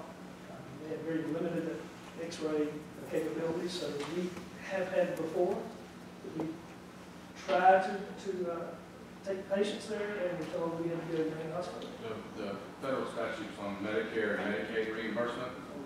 So unless you take it to a certified emergency room, that Medicare and Medicaid won't reimburse. And so the last thing we want to do is take a patient there thinking that their Medicare and Medicaid is going to cover their bill, and then they get an invoice for $790 to somebody who's on a fixed income. And then Well, it's not a question for y'all. It seems like it makes a whole lot more sense for them to add capacity and to certify that hospital to serve one of the most populous areas around. You see, you're thinking kind of in the same terms I was thinking. Also, that, it is a costly endeavor to put an emergency room in place because it's not just the facilities. It has to have a minimum level of staff.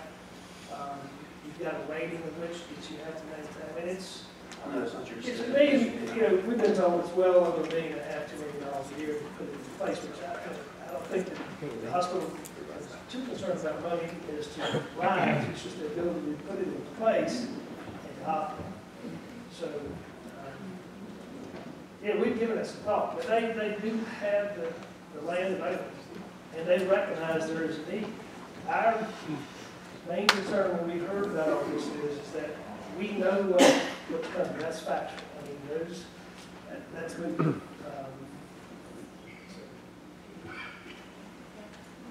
Anything else? All right. Councilman Holm and Mr. Murgo, thank you so much for coming. Thank y'all for having us. Kay, I want to say for our lead, thank you so much for your service to Airport High School for all the many years. I never had Kay as a coach. Obviously, I'm not quite built right, but some of us that played sports along when she was there, you learned when she was there anyway, whether you're on her team or not. So, thank you again for your service, Kay. Okay. Next on the agenda is wellness policy update. Mr. Denton. Thank you, Madam Chairman. Board.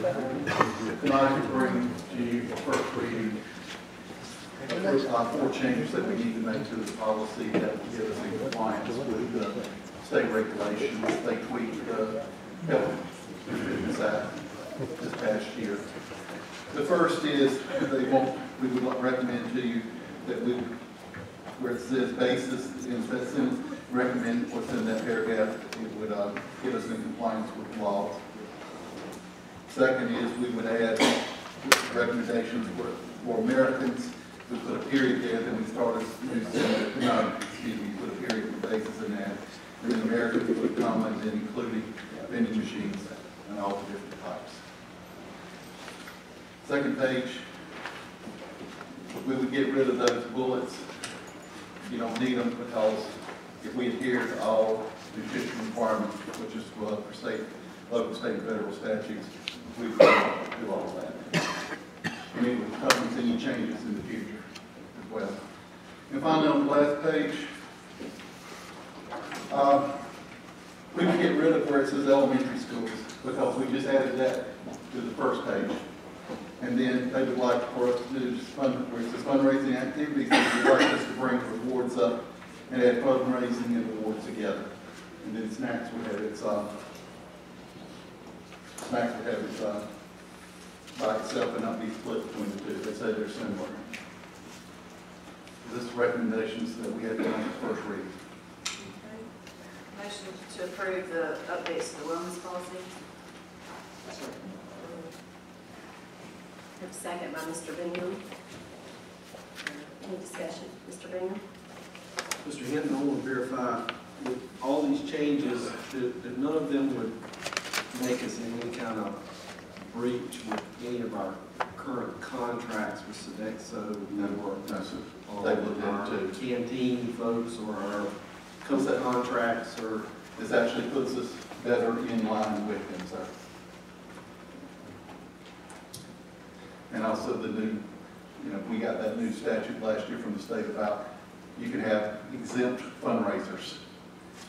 So we wouldn't be, state got, when they cut out the things where we could sell food, unless they met the USDA guidelines, there was a loud cry from all the school districts across the state because a lot of our fundraisers this day and age are more service oriented. And use airport as an example with their, for Camp Chemo, they sell food and everything, and if they curtailed that, we couldn't raise the kind of money that we would for those kids every year. So this puts us more in line with what we need to do and what we are doing. Any other questions? Okay, I have a motion and a second that we approve the updates to the wellness policy. All in favor say aye. Aye. Opposed? Motion carries. Next on the agenda is consideration of requests for out-of-state or overseas student travel.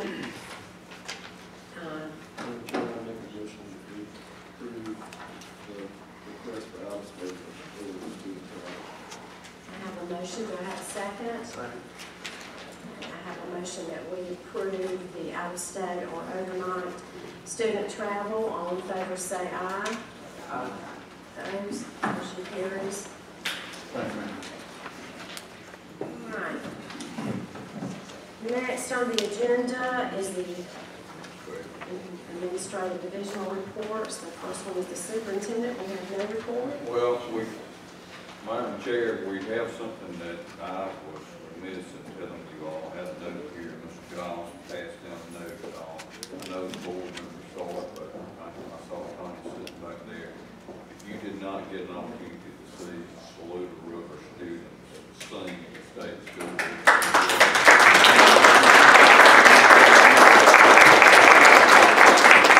I spent my career in high schools, and our board members would tell you that most high schools could compete with what those children do. So, and Tanya had 2 o'clock wake up.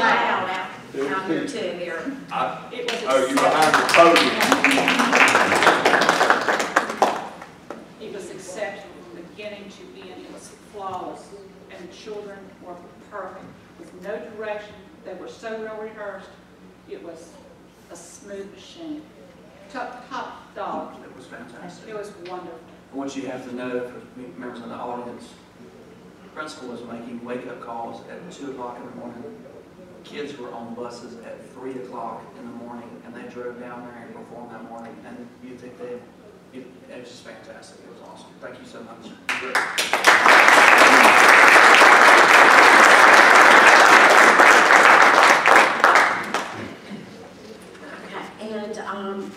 Before we move on to the next report, as we all noticed, Dr. Marcella Evans is not with us tonight. She is with her child at the hospital. So I ask that we just give a moment of silence and keep her and her family in our prayers tonight. Thank you. And now we'll move on to instruction, and I believe Ms. Coleman is going to take over for us. In your packet is the homeschool report. As you know, we required annually to report this to you. This is all we really get are numbers, so it's there for your review, and I will try to answer any questions if you have. Any questions? Okay.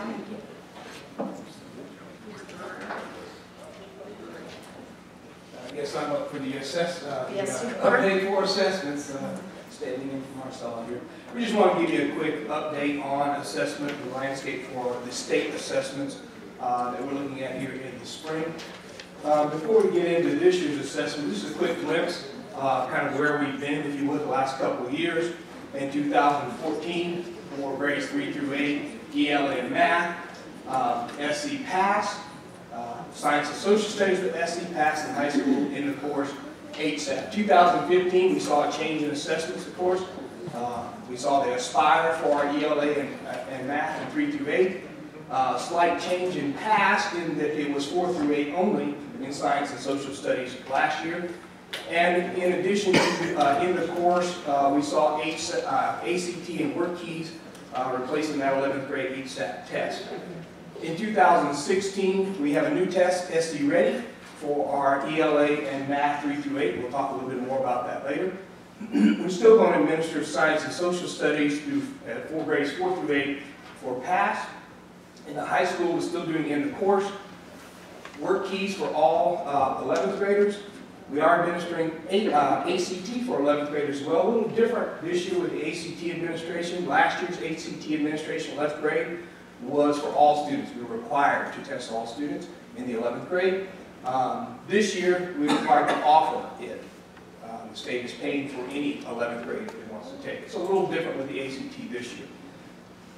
So this year's assessment, if we look at it by content area, you can see the SC Ready, English in the course, for English Language Arts, for mathematics, the SC Ready Algebra 1, in the course Science is the pass, as we spoke about, and biology.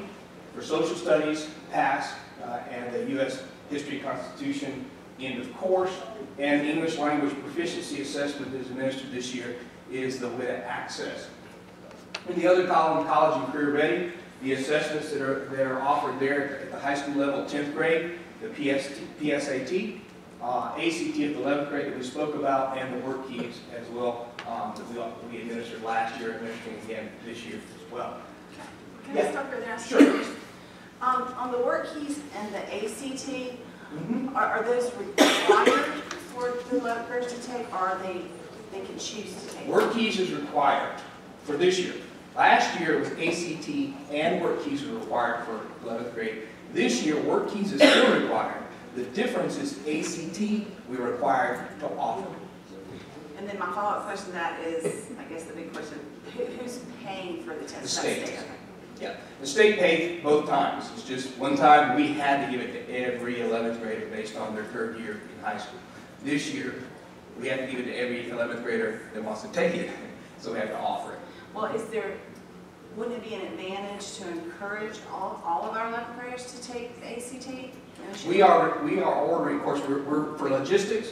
The principals, of course, will send out a letter and ask folks to kind of, the kids and the parents to let us know so that we can plan for it. The issue with that, Ms. Brown, is you'll have, on the ACT, you've got more and more colleges that are looking at that rather than the SAT, but for instance, students that are going to technical college probably will take another entrance exam. So there are a good number of students, or a number of students, that the ACT would not have any relevance for one way or the other, whether they did well or didn't do so well. It won't help them get where they need to be. That's the reason what we've told the superintendent's board to have to offer it, but it's not mandated that every child takes it. Is it good for every child we test it with the ACT? I don't necessarily think just because it's out there to take it. I think look at that and most of us say we have to test a lot of kids. So we'll offer it for any child who wants to, but more especially if it's a program we use it for college benefits. But if they don't need it or don't want it, right, that's an option. I guess it just in my mind goes back to that, decades-old debate of do you want to say that you've got more kids taking these tests, or do you want to have less kids taking them with higher test scores?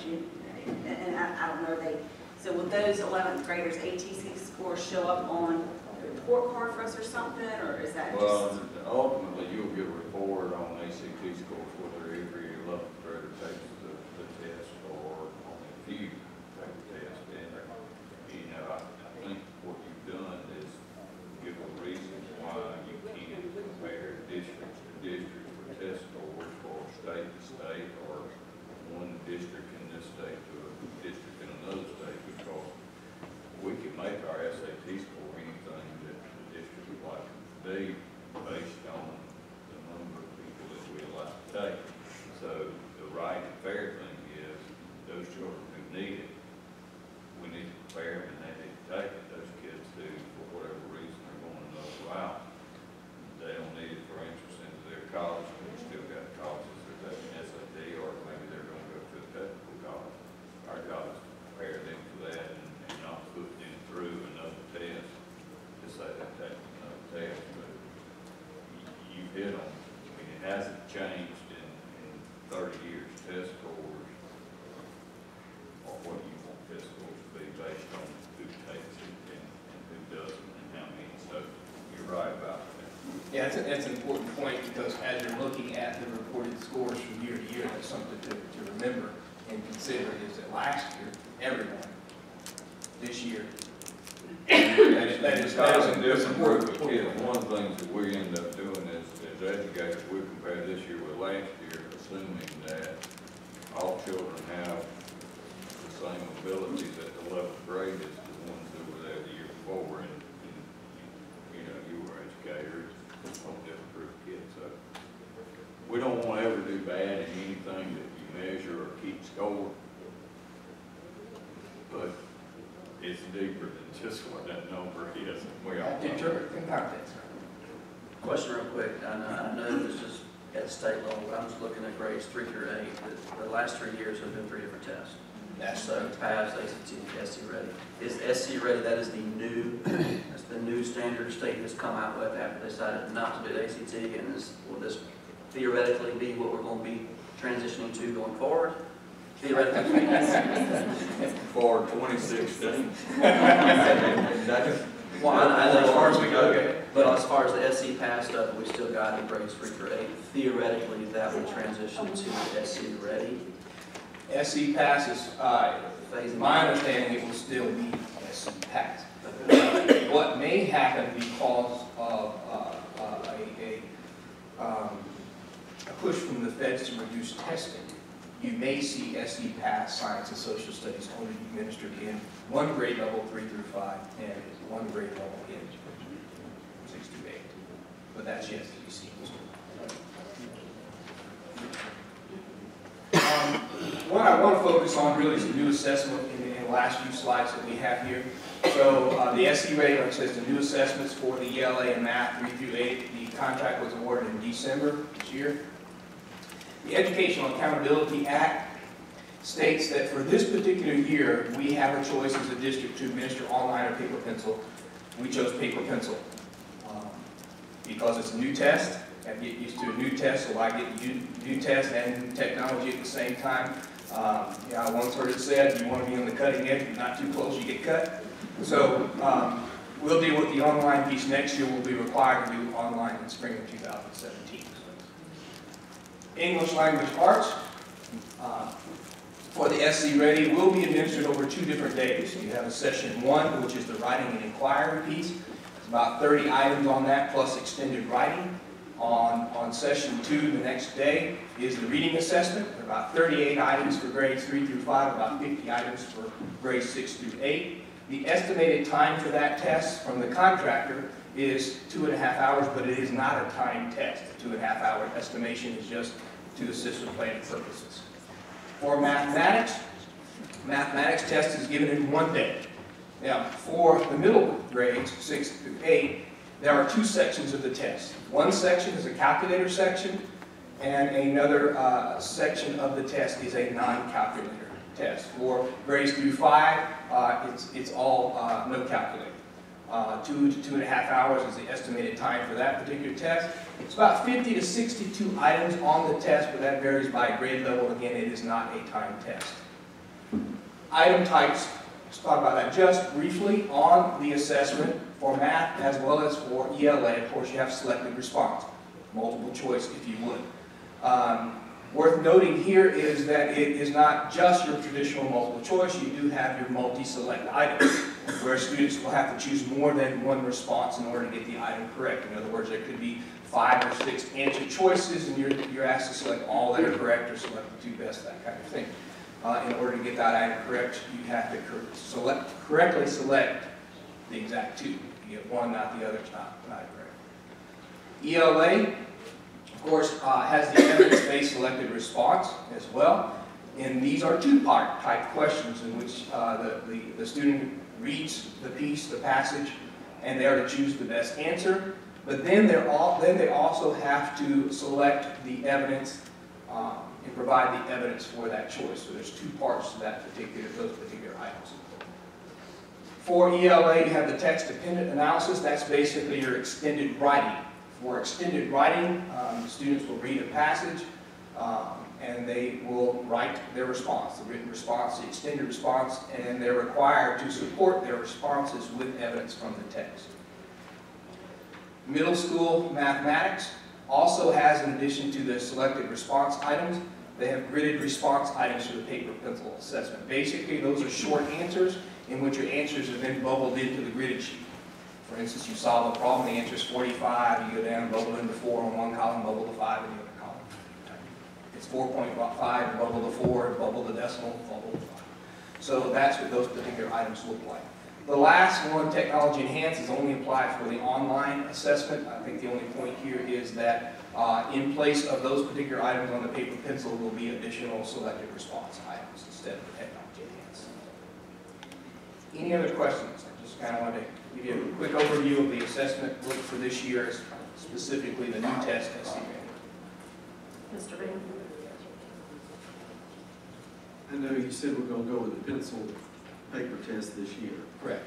So knowing that we've got to do online next year, are we going to begin preparing teachers to start giving assessments and things like that so that these kids get used to the online environment of taking a test? I mean, I know that I've had to take a number of tests for reevaluation and stuff that I have to do, and it's just a different environment from the old pencil and paper, and you can't have anything and all those conditions, and the best way to condition that is to practice, practice, practice taking online tests.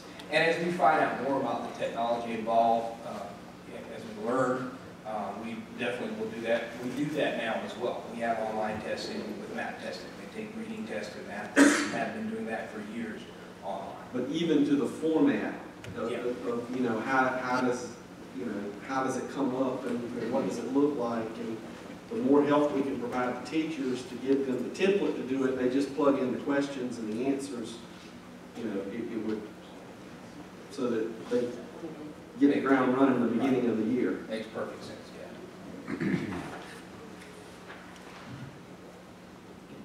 Any other questions? Thank you. Thank you. Okay. Next, we have finance. Thank you. I have the monthly financials for January, starting with the revenue. Starting to get most of our tax collections in now, so everything's trending as it should. You have any questions about revenue?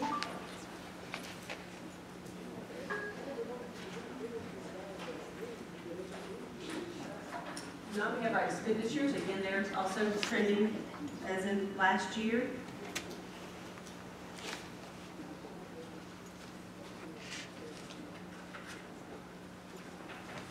Also, in other finance news, it's that time again to bid out for audit services. So Tony Shealy has that RFP out currently. I think it went out end of last week, first of this week. So we'll be bidding that out in this time. Any questions? no objection, the financial report will be approved as presented. Next is administration and student services. Mr. Eisenhower.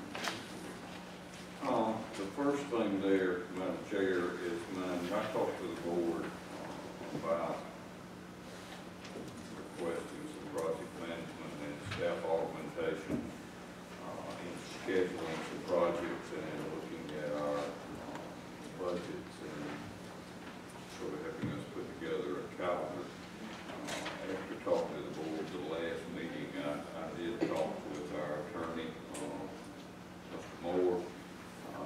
According to him, our best course would be to go ahead and put out an RFQ and start from the very beginning with that. I wanted to make the board aware that that was the correct route for us to go, and ask that you would approve us going ahead and put out an RFQ for the staff augmentation and scheduling and budgeting that I talked to you about in the last meeting.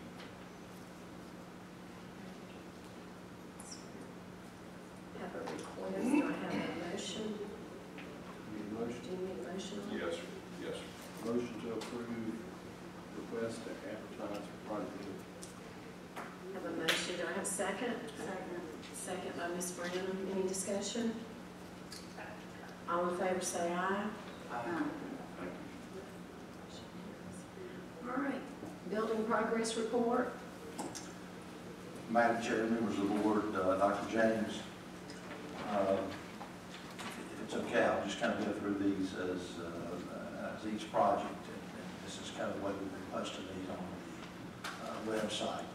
And we'll start with the Bulldog Boulevard site. At this point, the site drawings have been sent to Thompson Turner to bid out. They actually had the pre-bid meeting today with potential site contractors. All the permitting for the site is in process.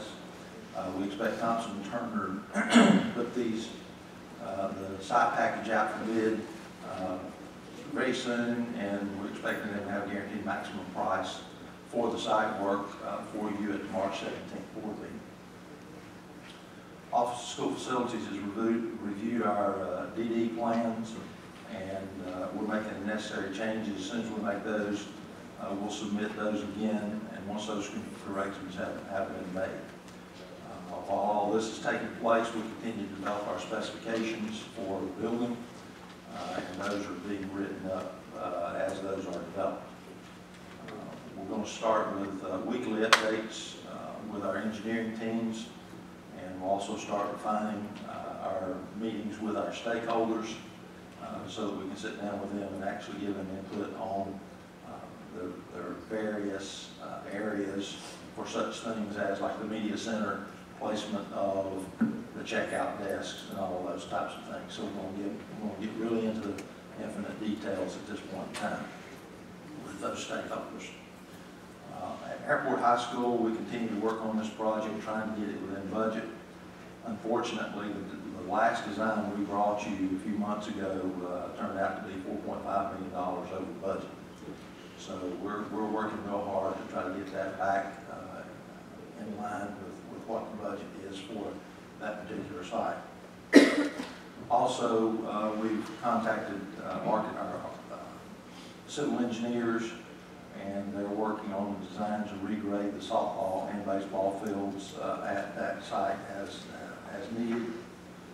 Our roofing consultant has completed the roofing specifications for the roof for that school, and we plan to bring you the bids in the March 17th board meeting.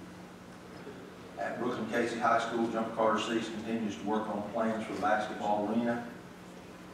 They're also presently working on plans for renovation of the auditorium and converting the small south wing gym into a seminar flexible learning area. And obviously we're taking this piece by piece by piece as we go through and try to develop this plan. We're also working with a civil engineer there to develop a plan to regrade the baseball and softball fields as needed as well. Our roofing consultant has completed specifications for what we plan to re-roof there this summer. And we're going to plan to bring you the bids for that project March the 17th. Also, I'm very happy to say that we finally reached an insurance settlement on the flood that occurred this past summer. The proposed settlement originally was $102,493.60. Through working to point out some things that were omitted from that evaluation and some increased costs that we've determined that are going to be necessary, they've increased that to $126,603.60, which is an increase of $24,110. So at this point, we just reached that today, actually. So we'll be negotiating with Thompson Turner, since that project was still under the warranty at the time, to try to get that work done. At Busby Middle School, we're planning to bring you the bids for painting of that school either in April or May, depending on how quickly we can get a company chosen to be our paint supplier and help us write up the specifications. We're also working on plans to pave a portion of the playground area for a basketball court and install a sidewalk from the side of the cafeteria to the back of the cafeteria so that students can easily access the playground after lunch. The Cake Center, we've had several meetings with the instructional folks in an effort to determine the course offerings that we're going to have there, which will determine the number of high bay, lab, and classroom spaces needed in order to determine what stakeholders need to be involved in the next phase of planning there. Also, that's going to determine the necessary square footage for that facility. So our next steps will be to involve specific stakeholders to provide input on their specific areas of expertise in those spaces. The instructional team is planning a trip to the Cake Center, recently designed by Jumper Carter Seats for Pickens County, and I think that we're trying to arrange that maybe for next week. With the fire at Airport High School, we're working hard to try to speed this process up as much as we can. We still don't have determination from Office of School Facilities on whether or not we can enter a portion of that building at Airport. So we're just going to continue to try to speed up the process to get the Cake Center open and ready for our students. Excuse me, can I ask you a question? Sure. The damage at Airport was about $2 million. Can that money be put aside to help with the new Cake Center and refurbishment with equipment that it might need, instead of fixing out this one over here? The answer is yes, that any money that we get from the insurance company on that can be used basically in any way that we choose to use it, as I understand it. Thank you. Yes, ma'am. And Donna, if you need to defer a meeting, that's okay, because I think I'll have Marcel here, so this is an instructional question. Maybe Jane will jump in. When y'all are looking at your team of travel, which you said to go to visit that center, have we argued, and I'm sure you are, but I mean, I'm talking to Nephron, Amazon, and SCE&G just because I feel like there may be some things that they say, hey, this is a real need, and we may be willing to come in and help you with some programs, and we need people to be trained in these areas. I just feel like if we're going to plop a Cake Center down in a hotbed of industry, that we want to make sure that somebody's knocked on the door of those industries and said, what do you need? We're building a Cake Center. What would you like to see coming out of here with graduates? Because the best thing we can give our graduates, as we all know, is to walk out with a marketable skill.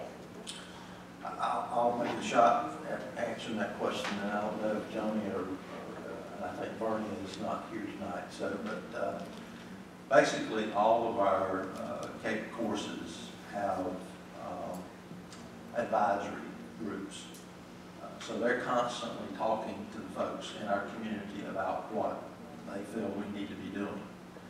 Part of what we're trying to do as a design team is to make sure that we design that space to be as flexible as we can. Now, to what extent do we make it flexible? You know, there are some concepts out there now that you make a huge room and then maybe 3 teachers share that large space. Well, our teachers at this point are not in favor of that, and I'm personally not in favor of that because the open classroom concept was here in the 70s and didn't last long. You get into all kinds of issues. This teacher tries to teach by the book. This teacher does it a little different. And you get students pointing and saying, well, why are we not doing it like them? And why are they building this and we're over here doing book work? So we are not at a point yet to where that we want to really look at the specifics of the design. We're still just trying to determine square footage, and we're trying to determine basically how many high bay areas, how many labs we need, and how many classrooms and that sort of thing we need. So we're going to get more and more specific as we go through the process. But yes, we are collecting input from, I would assume we're collecting input from those folks as we go. And really, I've kind of asked the instructional team to help in determining what we need to do as far as offering course offerings and the number of course offerings. And they've been having those meetings with principals and with some other folks at the instructional level at this point. Once we get that kind of determined, then we start working more with the individual stakeholders, which obviously would be more of those businesses as well. So I just feel like that's going to be really key because we're building for the next 40 to 50 years. And all of that industry out there is also relatively new, and the technologies I can't even begin to understand. And I just, there's money out there, and they're a lot of times willing to train workers. They'd rather probably get our people when they're 9th graders than when they're coming out, if they can get them on the front end. So I just technology pieces, you're right, Ms. Brown, the technology pieces are going to be important as we talk, folks, and the courses that we have, right, each K course, technical vocational course, has to have an advisor and management part. So they've got the things we have in place, they're well in touch with the businesses here. The jobs of the future, we've got to talk to the folks out there because there are things that we haven't thought of the kids will have for the job. And one last thing, and I would encourage you, I just got to do an amazing tour of Boeing, and they were real clear that they're Boeing, South Carolina, not Charleston. So I would like to call them on that and, see if Boeing might be interested in some programs up here in Columbia to train some children because, they're saying they're going to employ South Carolina workers, and that's just a huge opportunity. So I just throw that out there that, let's don't just look at the 3 businesses right there in that park. Let's reach out to the Boeings, the Michelins, and the other surrounding industries that we see in the upstate and the Midlands. Jody, did I guess, do you have anything to add to that? She's going to get at me. She told me she's on. Well, Johnny's been involved, Johnny and Bernie have both been involved from the ground up on this thing. So I basically asked them to work hard to try to flush out what we need to offer at this facility. And we got to design that space meets our needs. Mr. Green? Just throwing a couple more names in there. You got Cisco out at the industrial park, and don't forget that industrial park either. At the time, we were partnering with them through some sort of there was actually a program in high school where you could get Cisco certified each year, and you come out of high school with your Cisco certification. But networking and all that stuff is huge.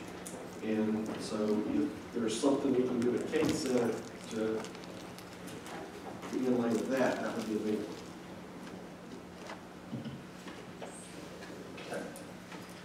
Connery Elementary School, we've had another testing firm out there to just confirm soil integrity.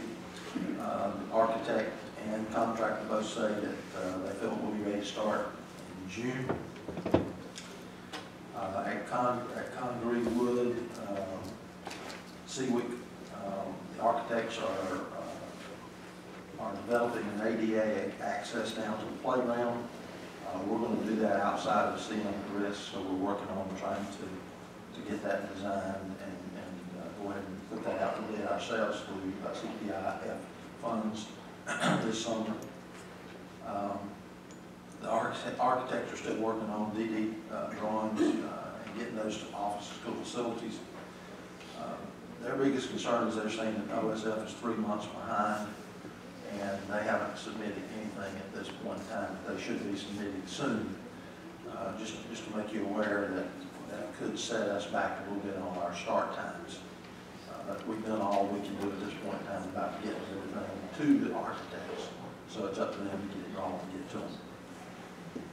Fulmer Middle School, we've got another schematic ready to show you and help me to do that maybe in March or April at our meetings. As far as the Hendon site is concerned, you asked the architect to provide information on what we'd be able to do at Pineview and Saluda River if we do the 3rd, 4th, and 5th grade school at Hendon. And we've got a schematic here we're going to show you. When we were considering options prior to just making the recommendation of using Saluda River and Pineview as primary schools to feed into Hendon, we had looked at the possibility of Saluda River being improved and using that as one of our schools. So the architect actually came up with a schematic that would, it's obviously going to improve the traffic flow. With this particular design, buses would still drop off out here in the front, which in reference to the drawing would be the southern portion. To the west would be where the parents would drop off, so we would get that traffic out of the front of the school.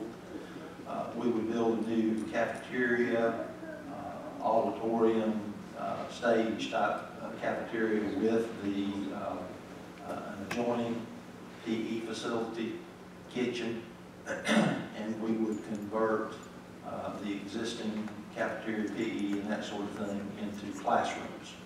Now, this particular schematic shows the media center being gone.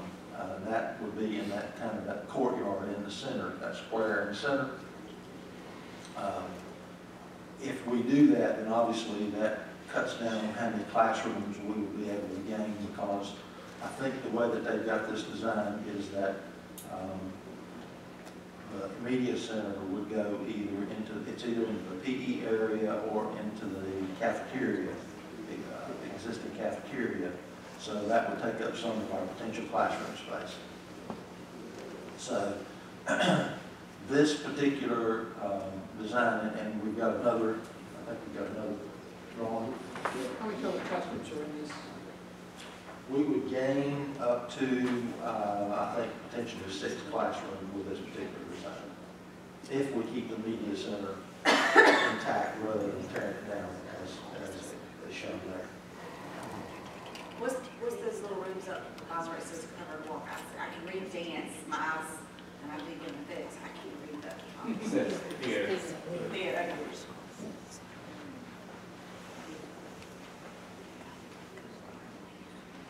And again, this is just a schematic. This is not something that we spent a whole lot of time on as far as trying to perfect it. And here what we've done is we're showing you, and that's not very good. It doesn't show up very well, but what we've tried to create here is we've tried to create a secure entrance for the administrative area, and really that's what our goal is for all of our schools, is to create much more security. You can't see it here, but the design also included the replacement of windows and new windows to bring in more natural light into those classrooms. Now, the price tag on this was estimated to be around $7 million. We would propose doing a similar design for $7 million. We would propose doing a similar concept at Pineview. I guess the issue is that we don't know exactly how much money we will have to put toward these schools until we determine exactly what we're going to do at Hendon and how big it's going to be. But my best guess is that we would have between $10 and $12 million to put between the two schools. What is the construction material of this? $7 million is $3 million less when you pay for the stadium at BC. And you're gonna build a whole school for 7? No, ma'am, this is not a new school. This is a renovation. Okay. And this again is just the board had asked about a general idea of what those renovations would cost, and just a rough estimate to do that sort of renovation would be somewhere around $7 million in each school. I thought you said school. No. We wouldn't have any budget problems if we could build that for $7 million. What you get new here, as far as additional spaces, you get a new cafeteria, a new gymnasium, stage, so that they would have a place for the arts and that sort of thing. So it's just an improvement on the school itself, giving them a larger cafeteria, and converting some of the existing space into classrooms. And giving the front entrance a little more of the attractive entrance, and again, creating a more secure entrance. And so where's PE, if you don't mind your finger on that? PE is back there in blue. That's the cafeteria PE combination like we've been doing with that retractable wall that gives the additional space for presentations whenever we want to have a presentation for the arts school. We'll be able to get more of the parents in to see what's going on.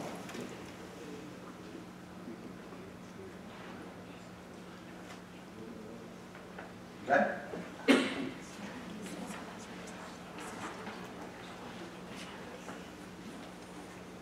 Another thing that you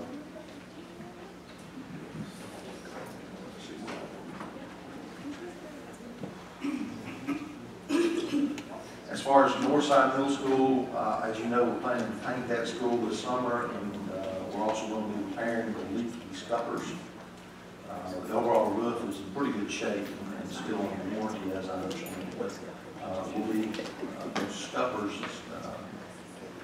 We think our roofing consultant thinks that the scuppers, which basically is an emergency overflow for the roofs.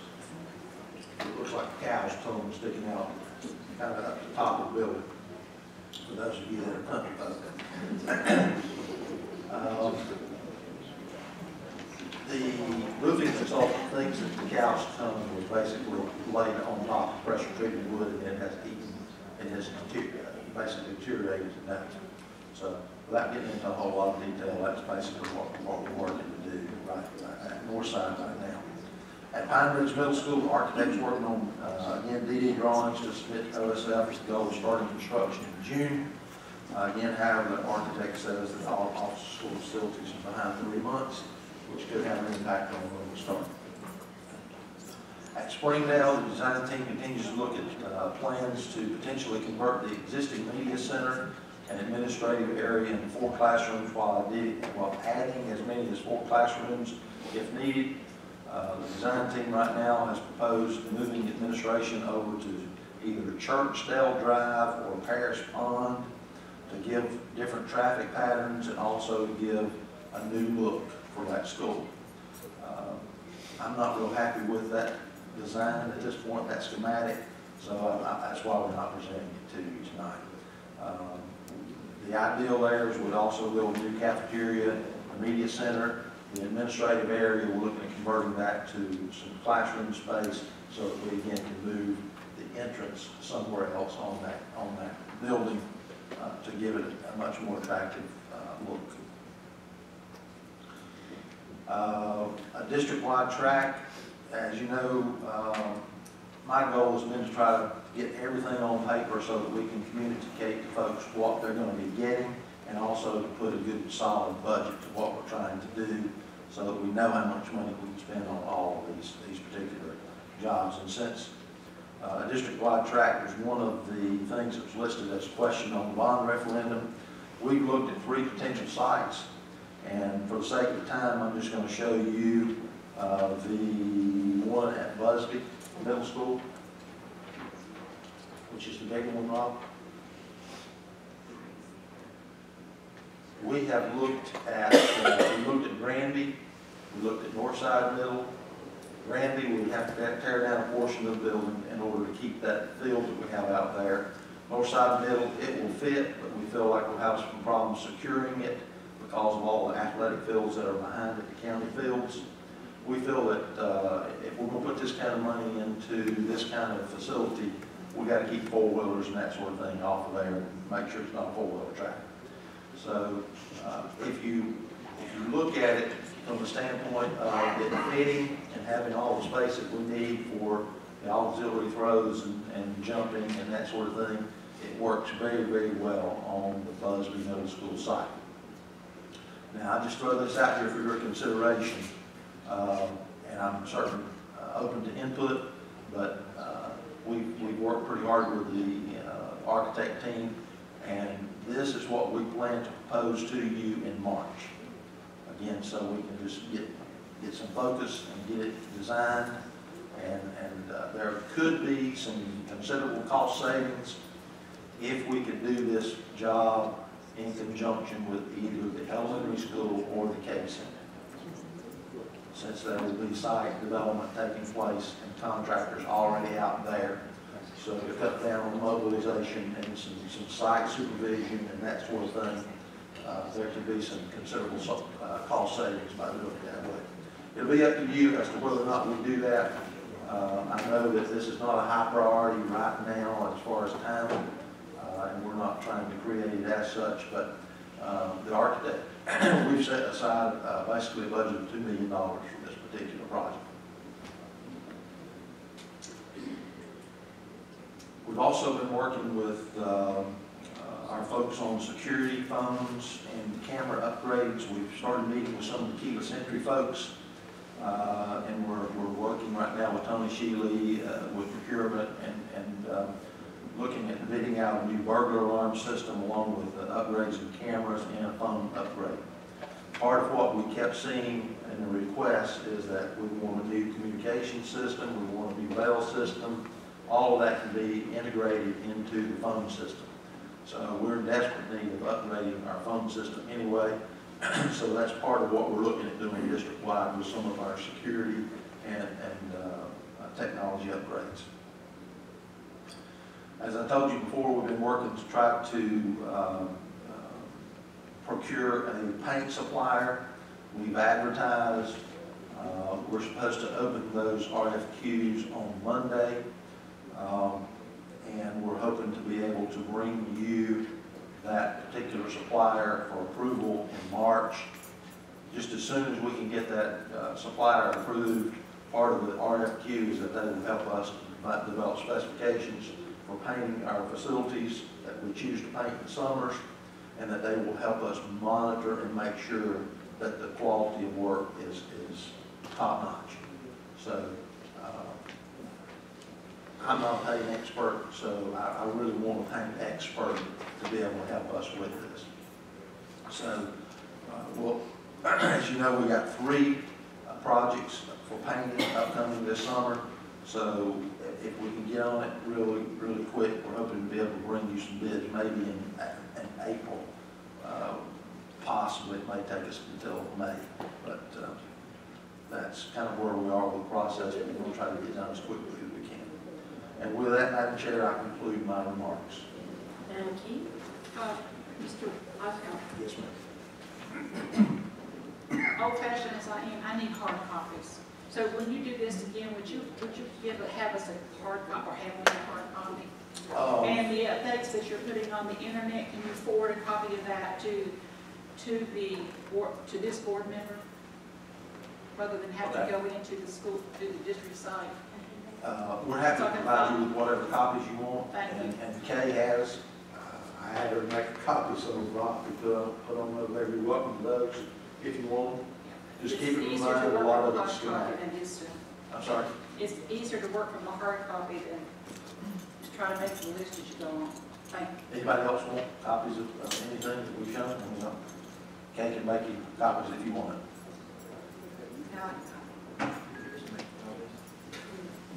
Okay. Any other questions? Next is human resources. Okay, next item on the agenda is executive session.